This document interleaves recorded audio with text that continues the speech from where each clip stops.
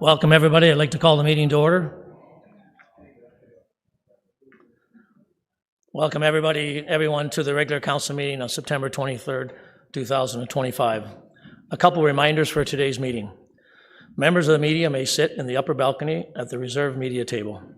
All other guests, please take a seat in the front floor gallery, and if that is full, there's an overflow seating on the second floor in the Victoria Room, where you'll be able to see and hear the meeting. We live stream this meeting on YouTube channel, and the recording is available after the meeting. This meeting is also broadcasted on Broadcast Live on your TV Cogeco Scribers Channel 10, HD Channel 700, and rebroadcasted on Wednesday at 9 a.m. and on Saturday at noon.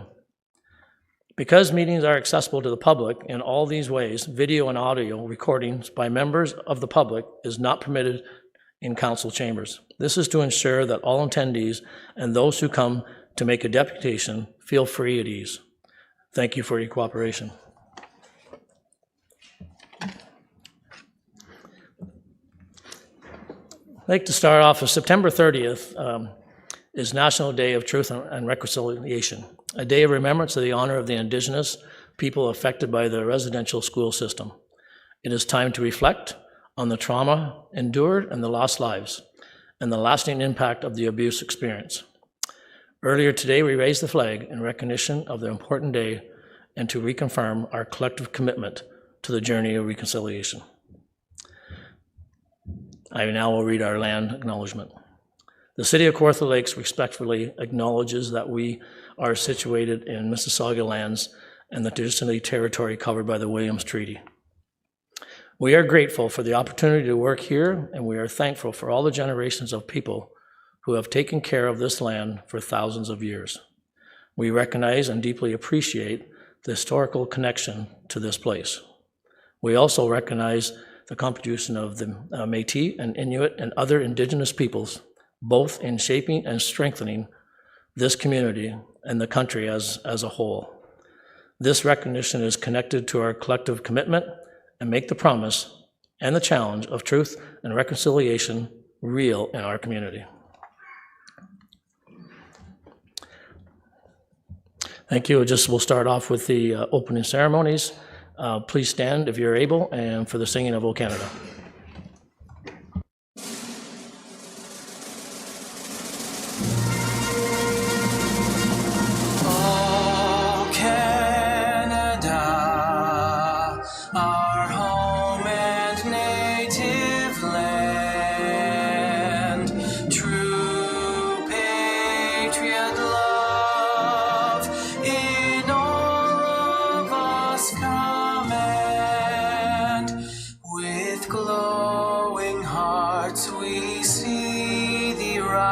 The true north, strong and free, from far and wide, O Canada, we stand on guard for thee. God, keep our land glorious and free. Canada, we stand on guard for thee. Oh, Canada, we stand on guard for thee.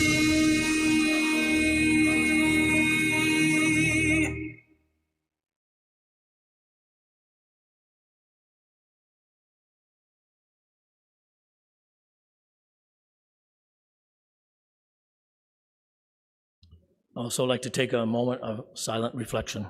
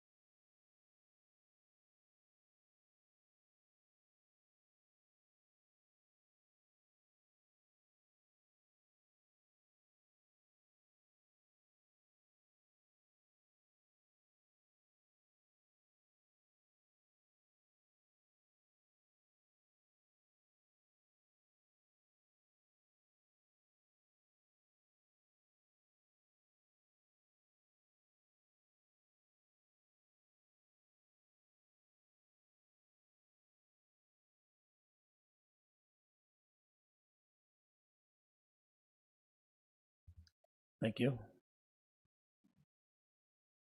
I'd like to start off with the adoption of the open session agenda, and I believe Councillor Perry has that.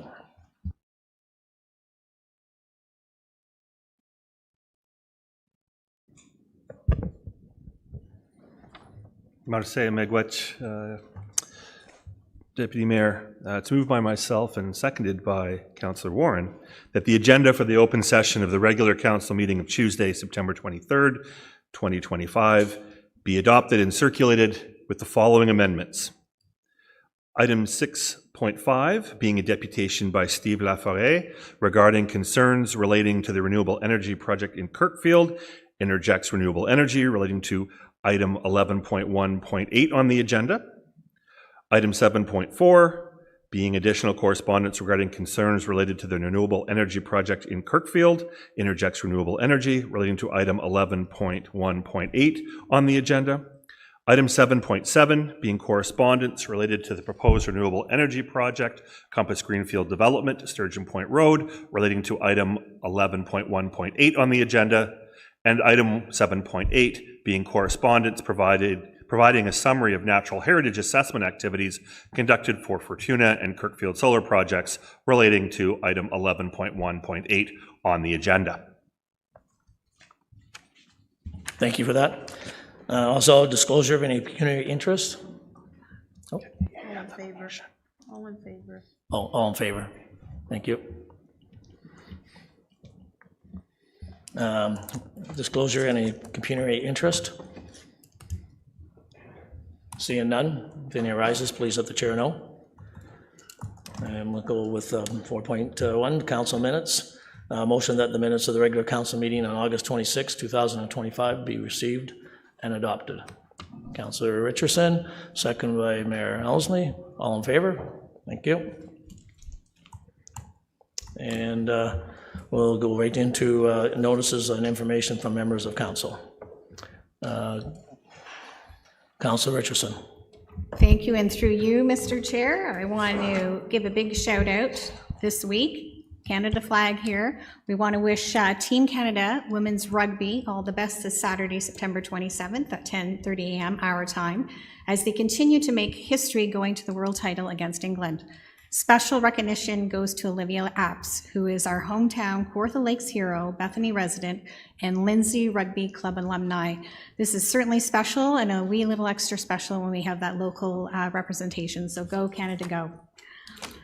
Open house for Manvers Township Historical Society at Bethany Public Library on Saturday, October 5th, 10 a.m. to 1 p.m. Drop by, see, share, donate artifacts, materials, and meet the volunteer team. And one more announcement today is just a reminder that the local community food banks and Kawartha Lakes Food Source are actively promoting food drives at this time of the year. We're moving into the fall and winter season. Thanksgiving's coming, so all donations are welcome. Thank you. Thank you. Councillor Warren. Through you, Mr. Deputy Mayor. I had the pleasure of attending a Fire Smart talk in Burnt River on Sunday, and it was really informative. They taught us how to fire smart our homes and our community. So, and there were quite a few people there. There should have been more, but it was a success. And I understand we were applying to the federal government to do a plan for Kawartha Lakes. So that's a grant through the federal government, yeah. Also, many from council attended a great dinner to honor all the firefighters who kept us safe. A big shout out to Diane's Country Kitchen and Catering for supplying the dinner. I'd like to invite everyone to the Bob Cajun Fall Fair, the daddy of them all. Let's say that. This weekend. There will be something for everyone with a parade Saturday morning at 10:30, and it runs from Thursday to Saturday. Thank you. Thank you, Councillor Joyce. Thank you, Deputy Mayor, and through you. Just want to give a shout out to Phil and Betty Archer on Salem Road in Little Britain. This is a good example of how a community comes together, what it means to have be a community. They did a little plow day, and in their own words, a farming community get together, lots of visiting, storytelling, and eating goes on with a bit of plowing thrown in for entertainment. So when someone takes the initiative, invites friends and neighbors over, that's what makes a community. And the proceeds from that little plow day raised $2,576.16 and 203 pounds of non-perishables for the Little Britain Community Food Bank. So thank you, Phil and Betty Archer, for that initiative. And my monthly library report. From CEO Anderson. Please report that, listen to this, strong turnout for this year's summer reading club events with a total attendance of 9,516 people. That represents a 45% increase over last year's summer activities. Over the course of the summer, it hosted 534 special events, 21 programs developed in partnership with other city departments, which attracted 750 children and adults. This fall, the library is partnering with a range of organizations to offer more events specifically designed to engage our adult and senior communities. Part of this is a stroke awareness campaign. Partnered with Ross Memorial Hospital, we'll present educational sessions at both the Fenland Falls and Kinmount branches on how to prevent, recognize, and respond to stroke. Additionally, the Canadian Hearing Services will lead informative workshops on understanding hearing loss and aging, as well as communication strategies and practical troubleshooting techniques. I'm going to stop there. The next 5 paragraphs are all about investing in the library, so I promise CEO Anderson I will forward that to the Budget Committee and all councillors that will continue to invest in our libraries. Thank you very much, Deputy Mayor. Thank you, Councillor Ashmore. Thank you, Mr. Deputy Mayor. I have a few announcements. Just wanted to thank everybody who came on the agricultural VIP tour. This was a couple of Fridays ago, and there were many from staff and fellow councillors and members of the public that were on this tour. All of the locations were in Ward 6, and I wanted to thank the families that hosted this great event. It's a yearly event organized by Kelly Maloney, Agricultural Development Officer. She did an awesome job, as she always does every year, getting these businesses and families all organized and to be the host for this tour. We also want to thank the Gingrich family for Morrison's Custom Poultry Tour and Green Tractors Omimi John Deere dealership, one of the most up-to-date and state-of-the-art buildings was unveiled that day, and just wanted to shout out to them for their business. And they'll be Green Tractors will be coming premier equipment come in November, so one of the largest John Deere dealerships in North America. So congratulations to Ken Svensson and his family, who started from one dealership and did an amazing job over the last 30-some years. So I also want to thank the McQuaid Farm, Shelter Valley Farm, Mike and Sarah McQuaid, and also the North Emily Women's Institute Hall. Appreciate their excellent lunch, which capped off the tour.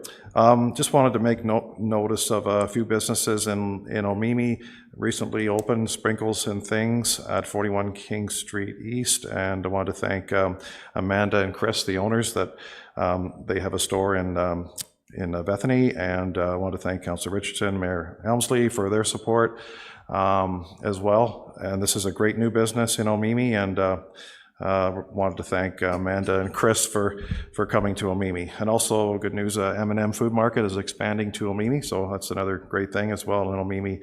The Omimi Beach Park is going to be starting major renovations soon. And finally, I'd like to mention of a brand new school that's been opened up in Ward 6 and Kawartha Lakes. It's Sunnywood School, and it's a parochial Mennonite school. And I just wanted to recognize the Mennonite community east of Lindsay. They've been working on this. This is their second school, and it's on Centerline Road. If you're ever in that area, just to drive by, just see this beautiful new school. And I wanted to congratulate the Mennonite community for all their work they've done to get this school. It's taken many years to get through the process, and now it's finally constructed, and I want to congratulate them on that. So that's it. Thank you. Thank you. Councillor Perry. Marseille, Deputy Mayor Tanishi, Kia wao, li bon après-midi. In the Métis language, that means hello, good afternoon, everyone. How is everyone today? I just wanted to make sure to thank and acknowledge the city's effort in honoring National Day for Truth and Reconciliation. On this day, I personally acknowledge my ancestral granny, Nikanakijak, of the people of the Wild Rice, the Anishinaabe Menominee, and my fur-trading ancestral grandfather, Francois Dussam. And I have with me my Métis sash today, the Dark Times sash, given the troubled world in which we live. But I also wanted to share and bring a replica of the dish with one spoon, wampum belt. The dish with one spoon is a very important treaty between the Anishinaabe, the Haudenosaunee, and other nations within the Great Lakes region. The dish, I'm not sure if you can see, very much obviously represents the richness in game and resources that we have in our area. And the one spoon is representing our shared resources and how we live and manage them together in a single dish without conflict or overconsumption. And the principles of the dish with one spoon wampum, very relevant today: shared responsibility, sustainability, peace, and cooperation together. And in the true spirit of Indigenous hospitality, everyone is welcome to join, of good faith is welcome to join in the dish with one spoon wampum, and the spirit in which it was concluded and conveyed pervades today. So I want to thank everyone. When they talk about reconciliation, sometimes it can be difficult to think about and a hard journey, but I have hope. And one of the places that gives me hope is today, when I look around and see all of these orange t-shirts. So thank you very much. That's the spirit, a glimpse of hope in our journey together, working for reconciliation. On another note, Kids Fest at the museum, Maryborough Lodge in Fenelon Falls, Labor Day weekend, was another smashing success. So kudos to Glenn Walker and the board of Maryborough Lodge for another free family event for everyone to enjoy at the Fenelon Museum. And also, Deputy Mayor, gobble, gobble, gobble. The annual turkey trot is coming up in Fenelon Falls. I think it's about 3/4 sold out. So if you're worried about coming in last, don't worry. I've got that position taken. And please register, come up and enjoy a day of activity, fun, food, drink, and of course, shopping in Fenelon Falls. Thank you, Deputy Mayor. Thank you for that. Appreciate it. Councillor Doble. Thank you, Mr. Deputy Mayor. The 6th annual Kawartha Lakes Wellness Fair is just around the corner. Actually, it's tomorrow. You're invited to join on Wednesday, September 24th at the Victoria Park Armory in Lindsay for a day dedicated to your wellness, mind, body, and spirit. Hosted by the Kawartha Lakes Wellness Warriors Corporate Wellness Committee, the fair is all about taking time for yourself, connecting with colleagues, and discovering new ways to support your well-being.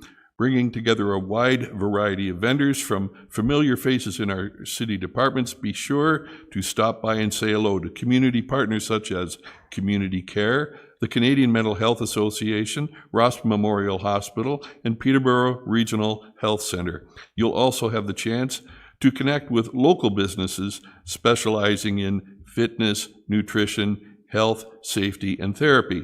Admission is free and open to everyone. In lieu of an entry fee, you are asked to bring a non-perishable food donation for the Kawartha Lakes food source or a pair of gently used footwear for Souls for Souls. The program will be running between 10 a.m. to 2 p.m., and that's tomorrow. As was announced earlier this spring, the Kawartha Art Gallery closed to the public for this past summer in anticipation and preparation for them to move into their new location at 19 Cambridge Street South, and that was to happen this fall. Unfortunately, construction delays have occurred, forcing the art gallery to reschedule its move to the spring of 2026. The gallery is working to keep the Ontario Minister of Culture's office informed of the anticipated move-in date order to keep the Minister's office for the gallery's opening in their new home. I am pleased to advise that the gallery will be reopening to the public at its current location on the second floor of the Lindsay Public Library in a week and a half on Saturday, October the 4th. We are grateful for the library's ongoing support and cooperation, and we are pleased that the gallery will be open again to the public this fall. Thank you. I have a couple of announcements there. Across Ontario, September is often recognized as Hunger Action Month. It's time to raise awareness of the increasing reliance of many citizens and families on food banks and the other community initiatives to ensure they can still feed their families. Kawartha Lakes is also seeing a dramatic increase in the number of individuals accessing these resources. So this month, if you can, donate your local food back in time for Thanksgiving. Last year, Kawartha Lakes Food Source Thanksgiving Food Drive collected 10,000 pounds of donated food. With your help, we can match or exceed that amount this year and continue to support individuals and families in needs. A couple other things. It was also noticed that the agriculture tour, I won't have to go on that one. It was a good tour. We had a couple events downtown in Lindsay there, the block party downtown Lindsay. We had the Terry Fox Run September 14th. And everybody that you hear today that everybody mentioned so on, none of these things happen unless you have volunteers. And I just want to say that the City of Kawartha Lakes, as I see, have the best group and the best volunteers that I've ever seen, because everything you heard today, it takes volunteers to make those things happen. So on that note, I just want to thank everybody and appreciate for all the work they do in our City of Kawartha Lakes with everything that goes on. Thank you for that. Staff, 5.2 staff, any updates? Nope, seeing none. We'll jump into deputations, and the first deputation today, 6.1, is Jamie Morris, concerns relating to the proposed renewable energy project in Kirkfield. You have 5 minutes. Thank you for this opportunity to add my voice to the large chorus urging you to reject Interjex's application for municipal support for their proposed large-scale solar project on the Carden Alvar. And apologies, the voice is a little raspy from a cold. I'm here to speak on behalf of the bird-friendly Kawartha Lakes team, but first I'll draw your attention to an item later on your agenda, the attachment to 11.1.8, a report from the Planning Department that includes a recommendation from your Environmental Advisory Committee. I'm a member of that committee and want to ensure that that you note this resolution passed at their September 2nd meeting. It states, the Kawartha Lakes Environmental Advisory Committee recommends that Council not support the Interjex proposal or any other proposal to site a large-scale solar project on the Carden Alvar. 6 reasons are given for the recommendation. The bird-friendly Kawartha Lakes team that I represent today includes representatives from Kawartha Conservation, Fleming College, Kawartha Land Trust, Carden and Kawartha Field Naturalist Groups, and EAC. 2 years ago, we came to you to propose applying to Nature Canada on behalf of the city for bird-friendly city certification. That's a program that sets standards, rigorous standards, and encourages municipalities to take concrete actions to protect and support bird populations. That was given wholehearted support by Council, and we went ahead. The Carden Alvar being within our boundaries was highlighted in our application. While we're fortunate in Kawartha Lakes to have roughly 3,000 square kilometers of lakes, rivers, forests, farmland, supporting diverse ecosystems, the Carden Alvar really is our gem. Globally rare, precious, and fragile. As you've heard, it has key biodiversity designation and is recognized as an important bird area. Those are formal, internationally recognized designations. While the area is ours to protect and enjoy, it has global importance. In preparing our application, we had assistance from Couchiching Conservancy, the organization that for 20 years have been stewards of the Alvar, and we outlined some of the impressive work they've been doing on our behalf. We've been certified as a bird-friendly city for over a year now, and that's a feather in our municipal cap that comes with responsibilities in 3 areas: mitigation of threats, education, and most important, habitat protection. We've received support from council and from a range of city departments, including communications, development services, public works, building and property, and from the city's libraries, who've been mentioned often today, for good reason. Support for two of those areas, mitigation of threats to birds and education. Today, you have an opportunity to make a significant contribution to that third area, habitat protection. Habitat protection for birds is kind of subsumed and aligns precisely with more encompassing commitments made in your 24 to 2027 strategic plan. The first of the four strategic priorities in the strategic plan is a healthy environment. One of the three goals under that is protect and preserve natural areas. One of the actions committed to is protect and enhance our biodiversity. We're now almost halfway into our strategic plan. You heard CEO Taylor in his August 26th update say the healthy environment priority will be the priority in the second half of the plan. Rejecting Interjex's request for municipal endorsement is an opportunity to show your willingness to follow through on those strategic plan commitments and to have something measurable to point to. You will be able to say you have protected 1,850 acres of precious habitat from development that would, as you've heard from scientists and conservation organizations, would have a devastating impact. As someone with solar panels on his roof and a strong conviction that renewable has to be our future, it feels uncomfortable to be speaking out against the solar project, but we do have a responsibility to future generations to preserve precious natural areas.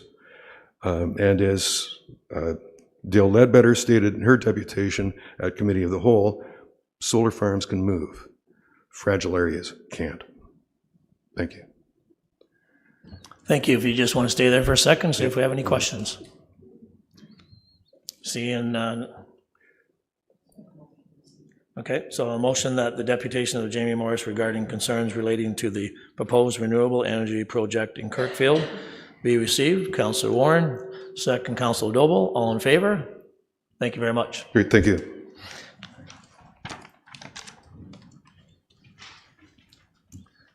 The next deputation is Paul Vesio, also traffic concerns on Pleasant Point Road, Lindsay, and request installation of speed bumps.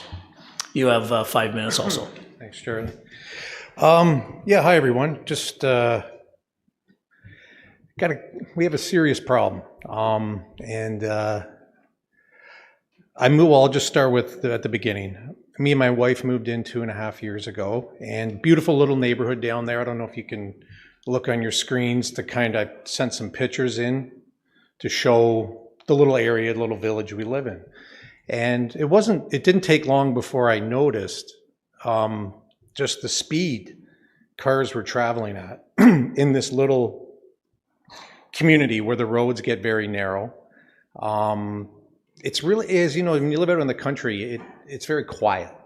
So when you're sitting on your deck, you can hear the engine of a car traveling at a high speed, and you can also hear it slow down. Well, when I first moved in there, the first couple of days, the first weeks, I noticed cars traveling at reckless speeds. Now you might think, well, Paul, is it every car? No, it's not every car. Is it 1 out of 10 cars? No, it's more than that. It's got to be at least 50% of the cars traveling at high speeds in that area. And where I live, I mean, do you know the area I'm talking about where I live down there, where Pleasant Point goes right down to the lake, and then you've got Leslie Frost and you've got Rose Street. And as you come down to the bottom of the hill, that's where the community the road's narrow, the houses come really close to the road. Driveways, people parking the backs of their cars are a mere 3 or 4 feet from the live lanes down there. How can I paint another picture? I was walking up to my friend's house, who are here today, and I was walking along the edge of the road, and from the edge of the pavement to the start of the grass ditch was, I'm not kidding you, it was this far. And you have cars traveling sometimes at 80 kilometers, even more an hour, with this much of a shoulder, and then a grass little ditch and kids playing on lawns right there. I'm not here today to waste your time. I definitely don't want to be here. I mean, you know, I have better things to do, you know, and I don't want to waste your time. See, I struggle. I've had so many sleepless nights and so many times trying to think about what words I can use to describe the speed at which these cars are driving these days. As you turn on the radio and the news, you see traffic accidents all around now. You're seeing cars wrapped around poles, cars flipped over. Doug Ford announced yesterday the province is going to start investing in road safety infrastructure. So this isn't just a little, just one guy complaining about one little issue. No, this is a kind of a society thing now. And as you know, cars have a lot more horsepower today than they did 10 years ago. So as a human being, your first reaction to a car zooming through your neighborhood your first reaction is anger. Your first reaction is, what are you doing? You're endangering the lives of people here. This is so disrespectful of people's safety in the community. So instead of yelling at people, which I did for the first year, and it ruins my day. I'm just up here to live a peaceful life. And I see cars and I'm just like, I don't know what to do with this anger. And eventually I'm like, I can't keep doing this. I can't. So I thought, well, what can I do? And then I called the city and they said, well, you can get a petition signed. Start getting a petition and bring it to council to try and do something, because there's little kids, there's a lot of young families in this area now. And it's not a matter of if it's going to happen, it's just a matter of when. You see, all it takes is just a car backing out of a driveway, someone just doing a double check, not looking, a car flying down, it swerves, it nicks the car, hits the shoulder, rolls over, and squashes 3 kids playing on the lawn. And what I get so upset about is seeing how quickly and how easily this can happen with cars traveling at that speed, in that close of an area, with cars that close to the road, with shoulders this wide. The actual lane I measured, I got a measuring tape out, was 8.5 feet. That's the width of the live lane. So You want to wrap it up there? Yeah, I'll wrap it up, no problem. The study you have, the traffic study, the numbers aren't accurate. Where the markers were on the road, we're close to the ends of one section down there where cars are slowing down. So if you're looking at the numbers, they're not accurate, because cars are pulling out of roads and just starting to accelerate. So they're not at top speed. Rose Street is a nightmare. It's a single lane road. It should be 25. Anyways, I need more done down there because there's lives at jeopardy. We're not talking about birds. Okay, we're talking about human lives in the community and young children and their families. And this is a humongous problem. This couple here lives just up the road, and they see cars entering into the second. By the way, Charlie, this is serious stuff, so if I'm a little longer. Cars entering into this area are flying at high speeds, and I mean reckless. They can even attest to it. And it's residents. There's 2 public docks down there. There's a public boat launch, a public beach, a church, a baseball field, renters, cottagers, septic trucks, contractors, landscapers. There's a lot. It's a busy area. Okay, so I'm just upset, Charlie. Sorry, it's just because this is so serious and this is getting so much worse, and there's lives at stake now. And sticking a 40-kilometer-an-hour sign, it might work for a couple of weeks. We need speed cushions, or we need a stop sign at Indian Trail. Sorry for being a little upset, but That's I need okay. your help Just here. stay there for a second in case there's a question. Is there any questions? Okay. So I need a motion that the deputation by Paul, VSO, regarding traffic concerns on Pleasant Point Road, Lindsay, a request for installation of speed bumps. Oh, I'm sorry. Go ahead. I just want to say thanks for the deputation today. I know for myself and some of my colleagues here, speeding has become the number one concern we hear from residents. Number two has been roads. Believe it or not, it's fallen to number two. And I talk a lot about, you mentioned putting this 40-kilometer speed sign, only helping that much. We've tried other things as well. And I'm at my wit's end in terms of how to stop it, because how was ultimately speeding caused? By all of us driving too fast, right? And we often don't get to the personal responsibility issue. We expect signs and speed bumps and other things to solve this for us. And I just, again, as my broken record here, myself included, the plea that we slow down for all the reasons you mentioned. And if you have any suggestions too, please, we can talk at the break or something. Definitely, But I just wanted to make sure to know that you were heard and your frustration is more than shared. Okay. Councillor Ashmore. Thank you, Mr. Deputy Mayor. I wanted to thank, through you to our speaker here, Paul. I wanted to thank Paul for coming and to other residents coming. I know you're passionate about this, and I know that we did get a report, the last committee, the whole, and it's got lots of options, or it was passed, it will be passed, but I'll be extracting it in 9.3.25 just to talk about it a bit, and maybe perhaps see if we can add a few more safety features. One of the things that you mentioned about the shoulders, and it's a shame really, because when Pleasant Point Road was reconstructed, I think it was 2017, it was the last road that was done without paved shoulders. And if we had had those paved shoulders then it would have really helped people, the safety of people walking on the side of the road.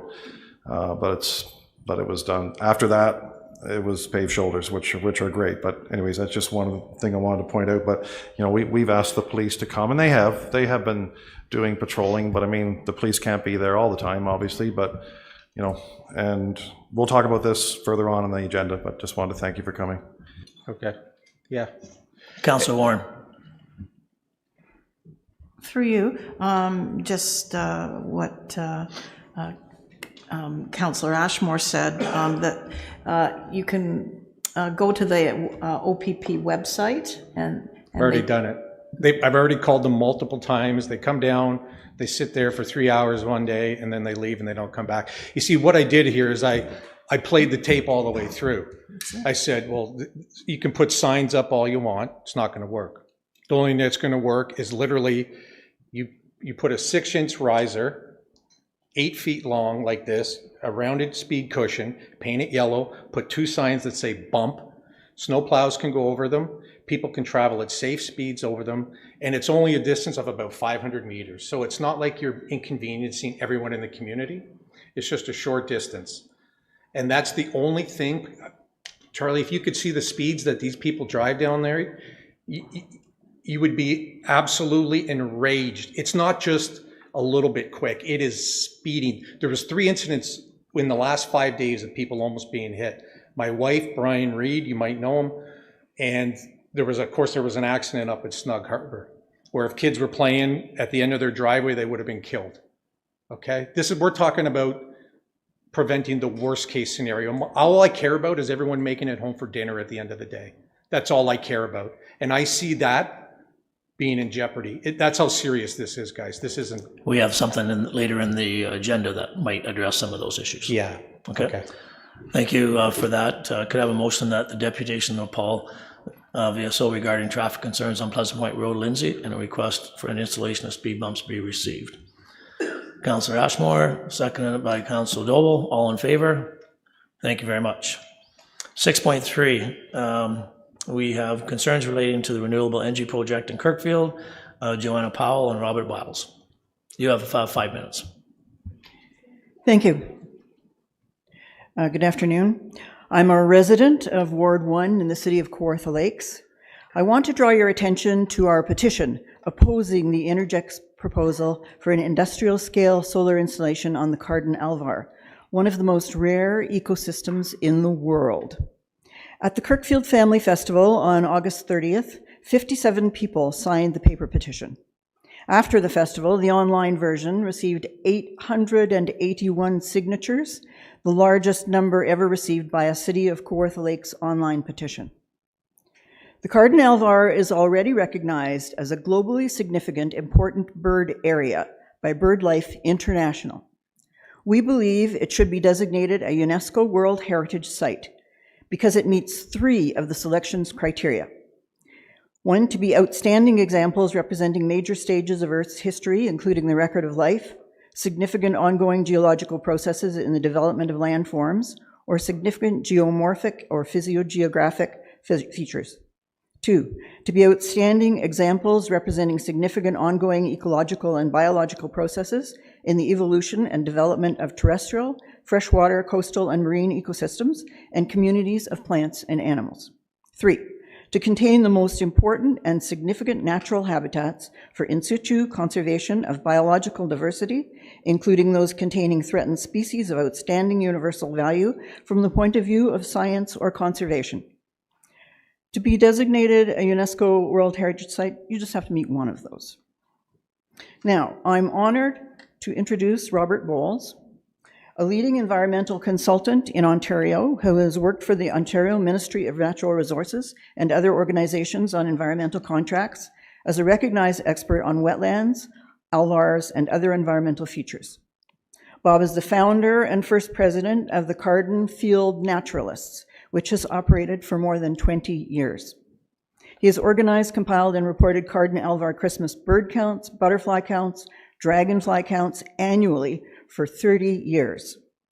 He's the founder and instructor for the Ontario Master Naturalist Program at Lakehead University in Orillia and Thunder Bay, now in its 12th year. He teaches workshops and leads eco-tours on rare alvar species. You have a copy of his workshop booklet for students on alvars and alvar flora, with a focus on the Cardin alvar, and compiled species lists on birds, plants, mammals, reptiles and amphibians, mosses and liverworts, lichens, and insects of the Cardin alvar. About 6 years ago, he discovered 2 small sections of alvar that no one knew existed, and these carry his name. Good afternoon, Deputy Mayor and Council.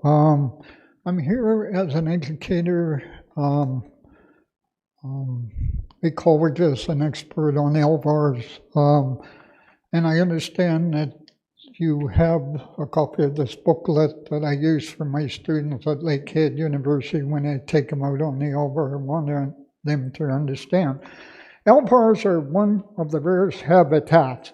They comprise less than 3% of the Earth's ecosystems.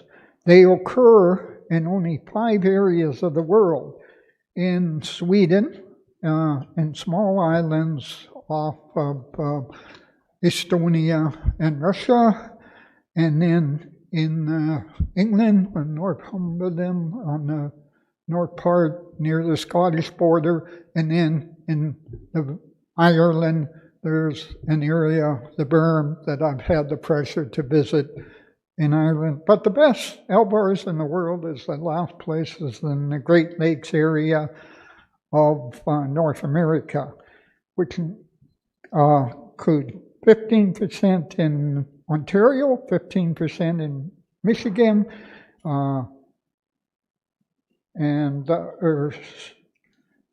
the concentration is 66% in Ontario, 15% in Michigan, 15% in New York, 4% in Ohio, and less than 1% in smaller areas of Quebec, Wisconsin, and Vermont.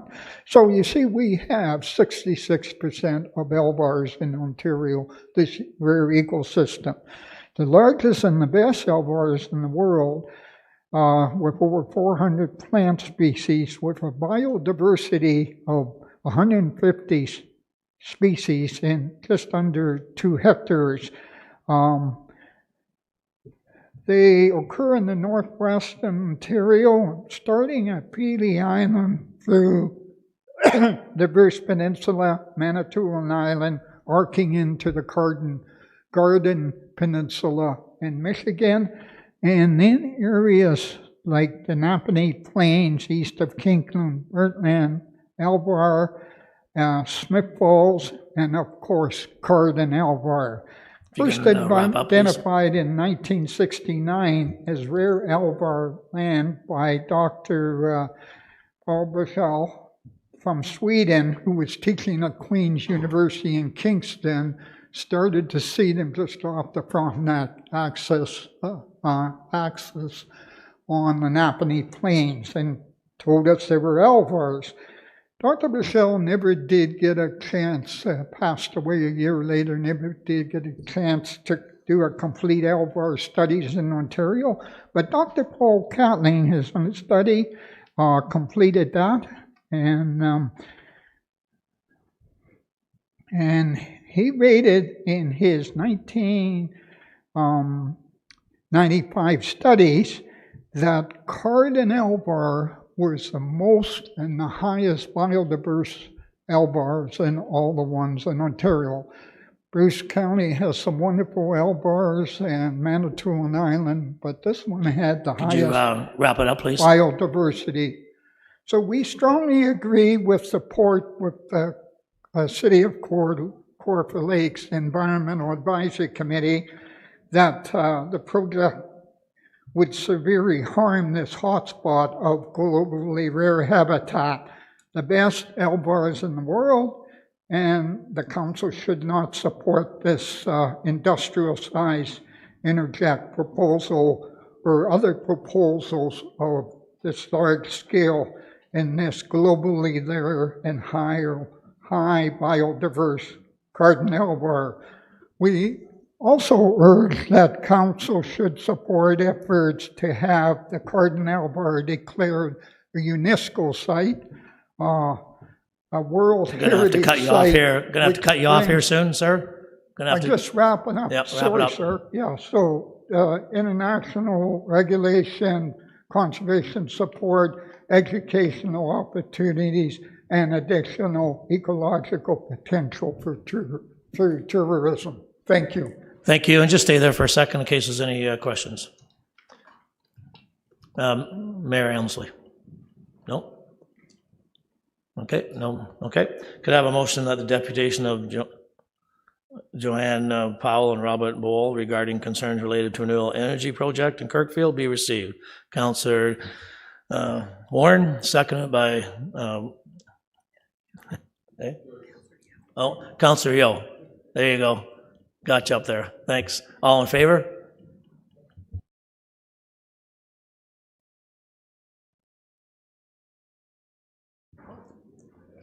Okay, thank you. Next, 6.4, request for resurfacing the western portion of Telecom Road. Terry Kennedy and Mike Thompson. You have 5 minutes. Good afternoon, Deputy Mayor, McDonald, councillors, staff. Thank you for this opportunity to speak today. Hello. So my name is Terry Kennedy. I'm a resident in Pontypool, and I've lived on Telecom Road for more than 25 years. I'm here today to discuss a permanent solution to address the very poor and at times dangerous conditions of the west side of Telecom Road. We are asking to have this road paved or a top coat applied.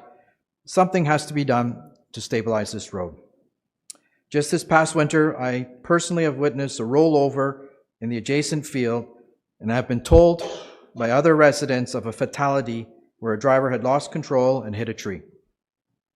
While speaking to my neighbors, I have learned of cars that have been and are still disabled due to hitting enormous potholes that appear every spring.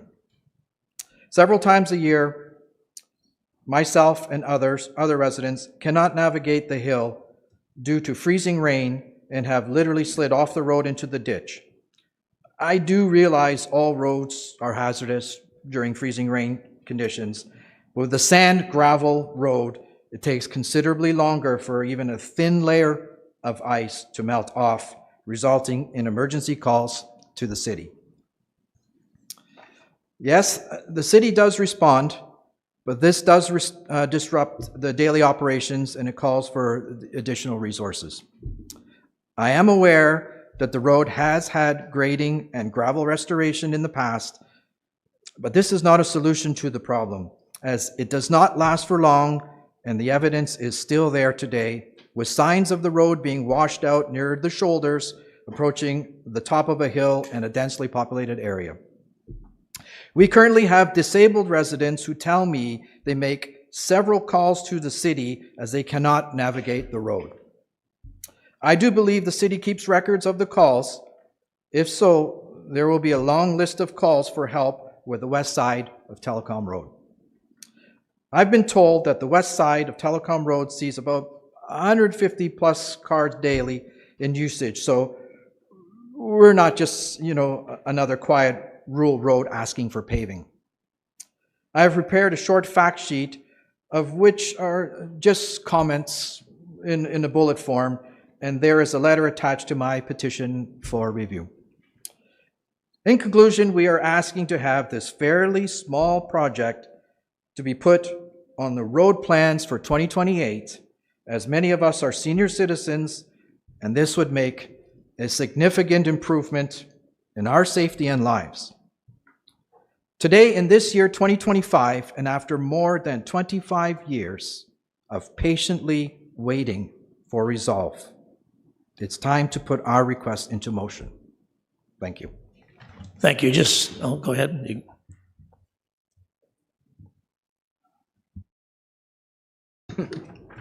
Good afternoon. I'm Mike Thompson. I'm also a resident on Telecom Road. I was part of the fire hall 4 to 5 years in Pontypool, so I can echo a lot of what Terry says. In my opinion, I don't think the road is that safe, but I wanted to make 2 extra points. I wanted to recognize Councillor Richardson, the predecessors, Councillor Stobel, and others who I can't remember their names, as well as the operations department, because every time I call, I get the reaction. The downside to that, to me, is that it is reactive. I would love to see a more proactive approach so that we don't have to do this every year, basically. The road gets washed out or gets ruined throughout the wintertime. It's unsafe. The other aspect, as a resident, once a year, they do put dust control down. It's not the best. About a month afterwards, we get more dust. A lot of the times, the front of my house where I sit with my wife on the porch, unusable unless we clean it. Not great for my lungs either. Just an added thing that I would love for you to look at. Thank you. Okay, thank you. Both stay there in case there's any questions. Councillor Richardson. Thank you, and through you, Chair. Thank you very much, Mr. Kennedy and Mr. Thompson, for coming today and bringing your concerns to Council, to recognize that there is correspondence and a petition later in the agenda. So I do appreciate you coming forth today. Thank you. Seeing no more questions, I have a motion that the deputation of Terry Kennedy and Mike Thompson regarding the request of resurfacing the western portion of Telecom Road, Pontypool, be received. Councillor Richardson, second by Mayor Elmsley. All in favor? Thank you. Thank you for coming today. Next, 6.5, Steve LaForce, concerning relating to the renewable energy project in Kirkfield. You have 5 minutes also.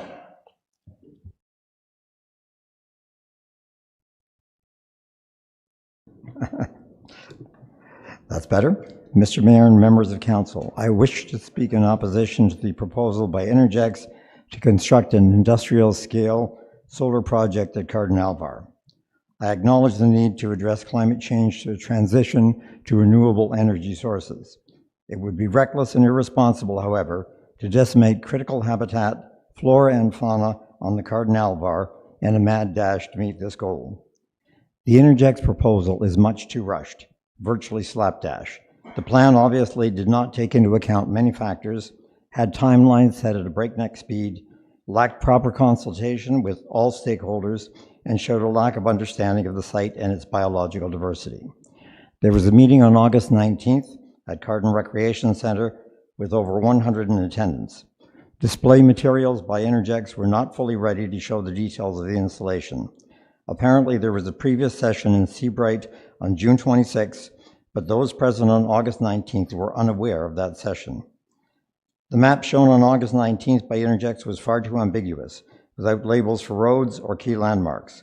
On the Intergex website, the map now shows even less detail than the map at the meeting, still with no roads labeled.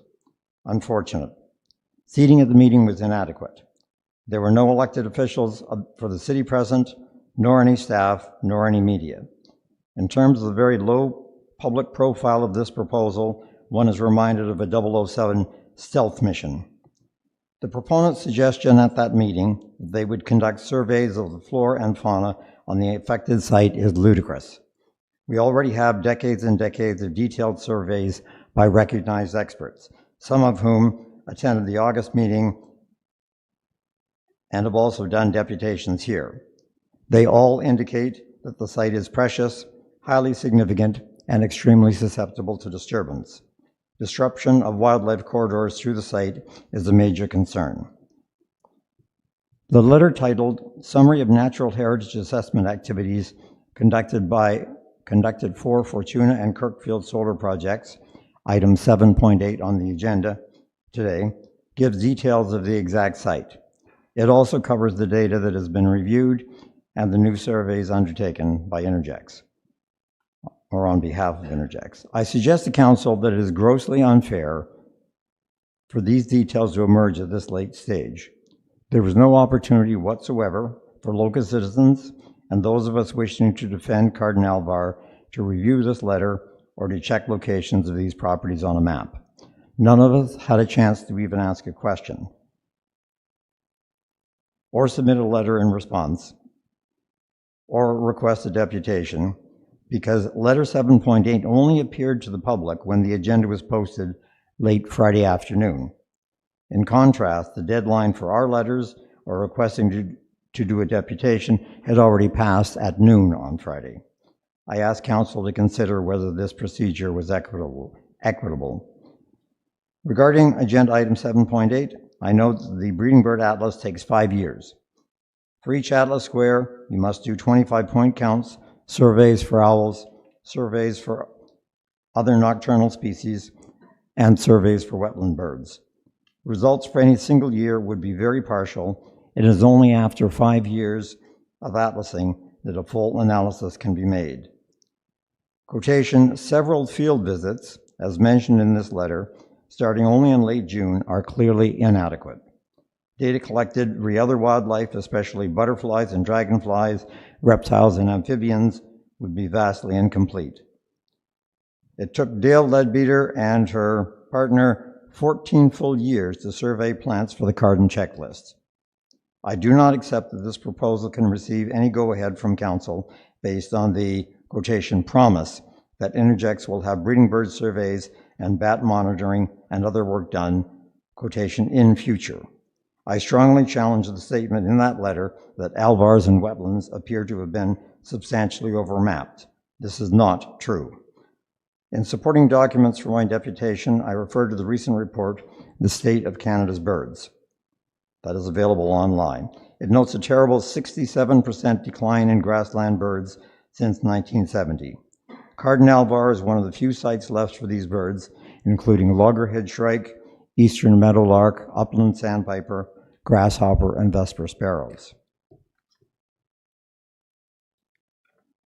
In conclusion, I note the discussion of remediating alvar lands after decommissioning.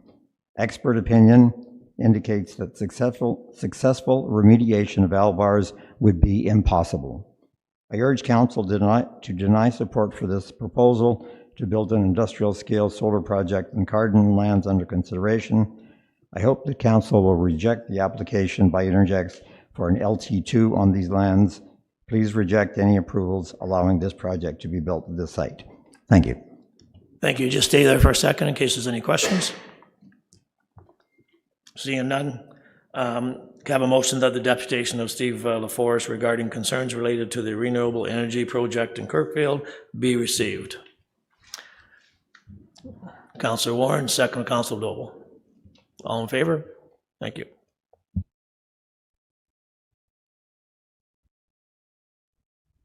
We go into correspondence. 7.1. A motion that the correspondence by Michael Runt regarding a request for a speed limit reduction on Victoria Road be received. Mayor Elmsley, second by Emmett Yeo. All in favor? Thank you. Correspondence by Paul Dubé, the best practice related by law enforcement policies, that the regarding best practice relating to bylaw enforcement policies be received. Councilor Richardson, second by Councilor Joyce. All in favor? Thank you. And the third one is a motion that the correspondence by Al Birch and of the Green Eldon Development Limited regarding Green Eldon Development Limited, 40 Mary Street, West Elmamy, be received. Councilor Ashmore, seconded by Elmsley. All in favor? Thank you.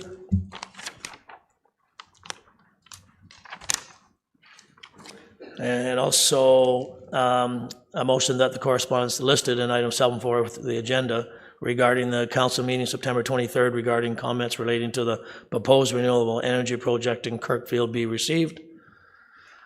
Councilor Warren, seconded by Councilor Yeo. All in favor? Thank you. Also, as Sturgeon Lake advocate, that the correspondence by Robert Caputo, Senior Director of the Development, Compass Greenland Development regarding Sturgeon Lake advocates is be received. Councilor Perry, second. Councilor Richardson, all in favor? Thank you. And we have a motion that the correspondence by Mike Thompson regarding the request to resurfacing of the western portion of Telecom be received. Councilor Richardson, seconded by Councilor Doble, all in favor? And we have a motion that the correspondence by Christine Norris regarding the proposal renewable energy project, Compass Greenland Development, be received. Councilor Perry, seconded by Councilor Ashmore, all in favor? Thank you. And that correspondence by Don Seguin regarding the summary of the natural heritage assessment activities conducted by Fortuna and Kirkfield Solar Project be received. Councilor Warren, seconded by Doug Elmsley, Mayor Elmsley. All in favor? Thank you. Okay. And let's see. So, no, I did 7.8. Number 8. Number 8. Presentation. No presentation? Okay. We're on to number 9. Okay, moving on to the Committee of the Whole. Committee regarding the Committee of the Whole, so 9.2, that a motion that the minutes of the Committee of the Whole on September 9th, 2025 be received and the recommendation including in section 9.3 of the agenda be adopted, save and accept 9.3.7, 9.3.9, 9.3.10, 9.3.21, and 9.325. I think I've got all them. Okay. Be adopted and have a motion, Councilor Richardson, seconded by Councilor Perry. All in favor? Okay. So the first one will be 9.3.7, which will be both by Councilor Ashmore. Thank you, Deputy Mayor McDonald, and just wanted to put forward a motion here. Wanted to thank the deputant who came that day and explained, Brian McMillan, who explained the situation on Kings Wharf Road. It's a 10-kilometer road that hasn't been resurfaced since 1993, and it's in the budget for potentially for 2028. So we heard a key word here a few minutes ago, reactive, when some citizens were up here on another matter. Reactive, so we can't be always reactive all the time, especially on this road here. And I know Deputy Mayor McDonald's been there, of course myself, and I'm sure other councillors have seen this road. I'm proposing that it be moved up or reallocated, as they say, the proper term. But I think what I'll do is I'll refer this to the budget. I'll perhaps put forward a motion or a memo to council, if that's okay with yourself there, Deputy Mayor. And we can get this, at least get it discussed and before budget time or during budget time. Any ways that it can be repaired, and because parts of this road need to be pulverized and parts of it need to be resurfaced. So there's certain sections that need to be pulverized. That's the only way to do it, and for a permanent solution. So I would put forth a motion that this be referred to the budget committee, but I'd also like to put forth a memo to the budget committee and or the committee of the whole. That's okay. Second it. Mayor Ellsworth, all in favor? That pass. 9.3.9, Mayor Ellsworth. Thank you, Deputy Mayor. This is concerning downtown Lindsay and the trees that were planted with the rehabilitation of the downtown, and they're not doing very well. We had a deputation from the Lindsay BIA asking that something be done about it. So I'd like to refer this item to staff to work with the BIA in order to come up with a solution that helps those trees survive. I have a second. Councillor Richardson, all in favor? And that passes. 9.3.10, Councillor Ashmore. Thank you, and this relates to a deputation that was made by Ms. Jackie Hallowell, last committee of the whole. So I would like to propose a motion on this, please, and I'll give to the clerk's office the full written one. Just verbally say it out here, that engineering staff coordinate a permanent solution to the drainage and sinkhole issue at Pavilion and Hazel Street, and the corner of Silver Birch and Pavilion. And final that, engineering and public works staff coordinate on both locations for a permanent solution and timeline for repair. We talked about these two situations. They're interrelated, not just the sinkhole, but further up, a little bit further up on Pavilion.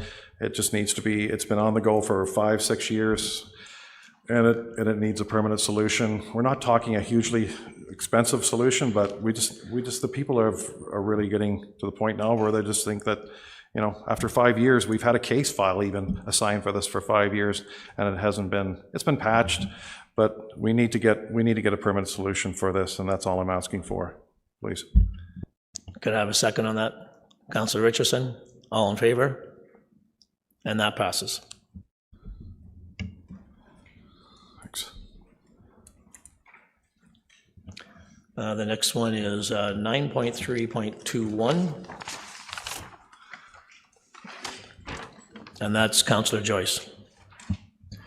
Yes, thank you, Deputy Mayor. I'm going to move that it passed as printed.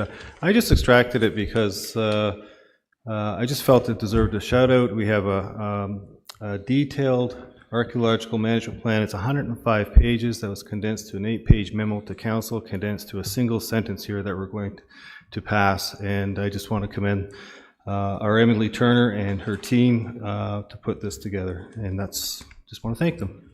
It needs wide acknowledgement. Oh, the other thing is very few of our 444 municipalities, very few municipalities have gone forward with an archaeological management plan. So we're not the first out the gate, but we are leaders in that area. So I want to mention that too. Okay, thank you. Can I have a second? Councillor Richardson, all in favor? Thank you, that passes. And the last one is 9.3.25, Councillor Ashmore. Thank you, Deputy Mayor. I'll just put forward, I want to, first of all, and I've said it before, I want to thank the people for coming here to council and doing the petition, and for actually council supporting that staff report that we got, which was very helpful. It's certainly a major start to alleviate the issues that we have here in Pleasant Point. And just as I said before, like Pleasant Point, when this road was done, unfortunately it was the last road that was done without paved shoulders, or we probably wouldn't have as many problems, but the issue is obviously speed.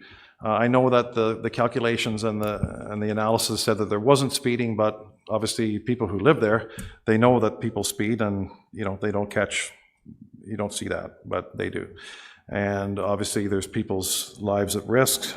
There's been several accidents at that corner. I just would put forth a motion that I have a site visit, that staff could meet on site just to look at the possibility of reducing the speed from the corner of Pleasant Point Road and Snug Harbor Road towards the lake, towards Maple Grove Road, but also looking at either increased visibility of these stop signs or perhaps a four-way stop. I know it's an arterial road, but we have several arterial roads where we have four-way stops. I could name lots of them, but I don't need to get into that. But I'm just putting forward a request that I meet with engineering staff in the next, as soon as possible, if that's something I could.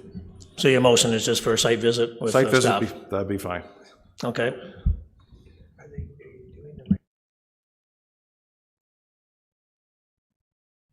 All of this. Yeah, you want me to read what we have already for this, and then I'll read that a 40-kilometer speed area be established at Pleasant Point Road, starting with the intersection with Indian Trail, that the speed limit on Pleasant Point Road and Indian Trail is to a point of 150 meters south of Maple Grove Road, be reduced to 50, that a 60-kilometer buffer zone be established from a point of 150 meters south of Maple Grove to the point of 400 meters south of Maple Grove Road, and that the speed limit on Maple Grove Road be posted to 40 kilometers, and that the necessary bylaw and the above recommendation be forwarded to council for adoption.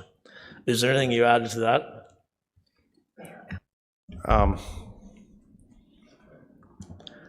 Mayor Ansley. Thank you. In the deputant's presentation, he spoke about a stop sign at Indian Trail. And perhaps while you're doing that, you could look at the possibility of a stop sign at Indian Trail. I know the opinion of the engineering department is stop signs don't slow traffic. However, I believe they do help. And maybe they can look at that at the same time. So with all that added in there with the stop sign at Indian Trail, also is that you have a visit with engineering on the site to look at these suggestions? Is that what you're looking for?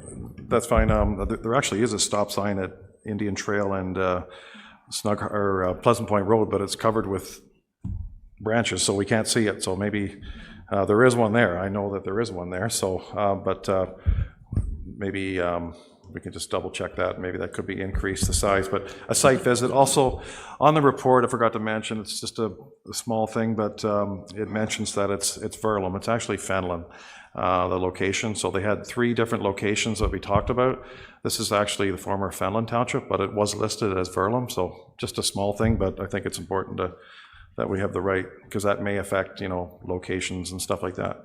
But it's actually the former Fenelon Township. It's not Verlem Township, but it's Ward 6, but just to point that out. But I think we need, at the site visit, we need to look at that corner. I mean, it's there was another accident last weekend, and we have people that walk that area. They stay off the road as far as they can, but it's approaching a residential area, and they're going 80, 90 kilometers an hour, and it is pretty scary there to live around there, not only walk around there. So that'll be fine. Just to get a site visit, that'd be great. Let's make sure with all the recommendations I just read, we have a second on that, and we'll approve that first. Second by Mayor Elmsley. And any comments? Yep, Mr. Taylor. Thank you, Mr. Mayor, through you. So I understand sort of the recommendation that came forward for the immediate. I would suggest that there have been several site visits already and reviews in order to put that recommendation forward. I honestly don't believe that a recommendation or a direction from council to do a site visit is necessary. We will review sort of within the confines of our warrant reviews or any other pieces, and we'd be happy to receive that. So at minimum, I would just recommend maybe start with the recommendation that's there, if that's being put forward, and then if there's any follow-up, we can sort of interpret that and take that back for next steps with staff. Okay, Councilor Joyce? Actually, thank you, Sierra Taylor, kind of clarified that. I was just getting confused what we're voting on here. Thank you. So what I read was, and I don't know, I could read it again if you would like, but I think everybody heard it, so we already got to have a second. So all in favor? Thank you. Moving on to planning. And that the minutes of the Planning and Advocacy Committee meeting on September 10th, 2025 be received and the recommendations included in section 10.3 of the agenda be adopted. First, Councilor Richardson, second Councilor Warren. All in favor? Thank you.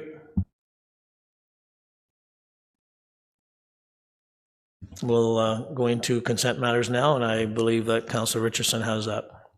I do, and through you, Chair, moved by myself, seconded by Mayor Elmsley, that all the proposed resolutions shown in section 11.1 of the agenda be approved and adopted by council in the order that appear on the agenda and sequentially numbered, save and except for the following items: 11.1.1, 11.1.2, 11.1.5, 11.1.6, and 11.1.8.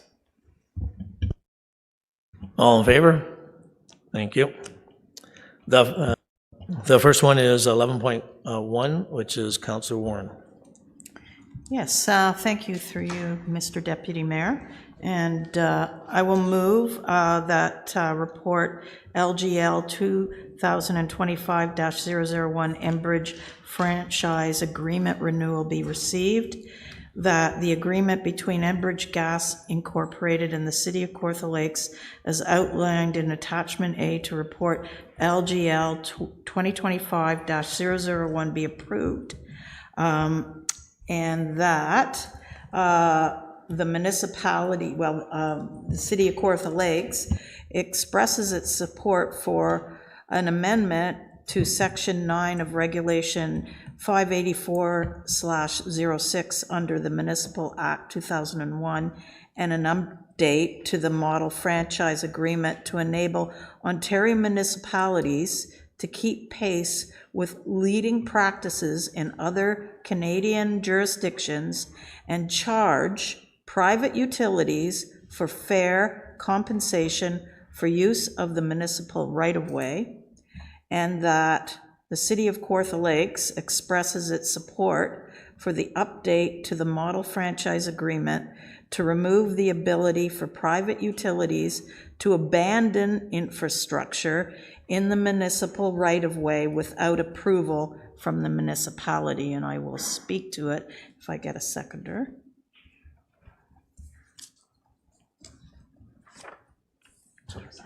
Okay, let's have a second. Anybody want to second that? Councilor Perry? Go ahead, you can speak to it. Yes, so I talked with our solicitor, Robin Carlson, who I think is online, so she could shed some more light on this. But it allows for better terms. So if you in the report, it says it'll be looked at again in 3 years. Many municipalities are asking for to be able to charge private utilities for fair compensation of our right-of-ways. So this is happening actually all over the country. And also to allow utilities to abandon infrastructure in the municipal right-of-way without approval from us. So it's just tightening up our agreement, and I'm hoping that maybe Ms. Carlson can shed some further light on this.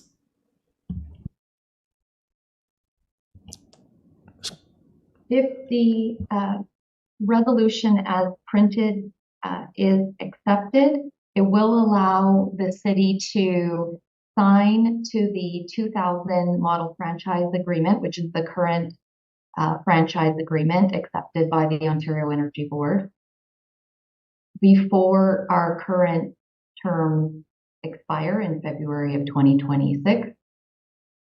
However, adding the two resolutions proposed by the councillor will enable the city to make it clear that it is looking for better terms. It is looking for the Ontario Energy Board to approve an amended model franchise agreement. So, for example, 2025 model franchise agreement, which then, under the terms of this agreement, would enable us to, the terms would be incorporated into this agreement on year 7 and again on year 14.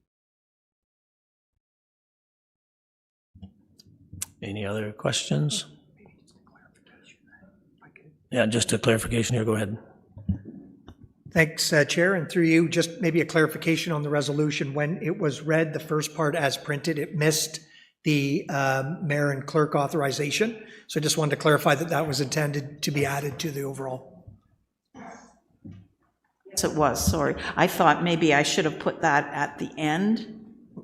As long as it's clarified that it's part of it. So I guess, Thank you. and that the mayor and clerk be authorized to execute any documents and agreements required through the approval of this agreement.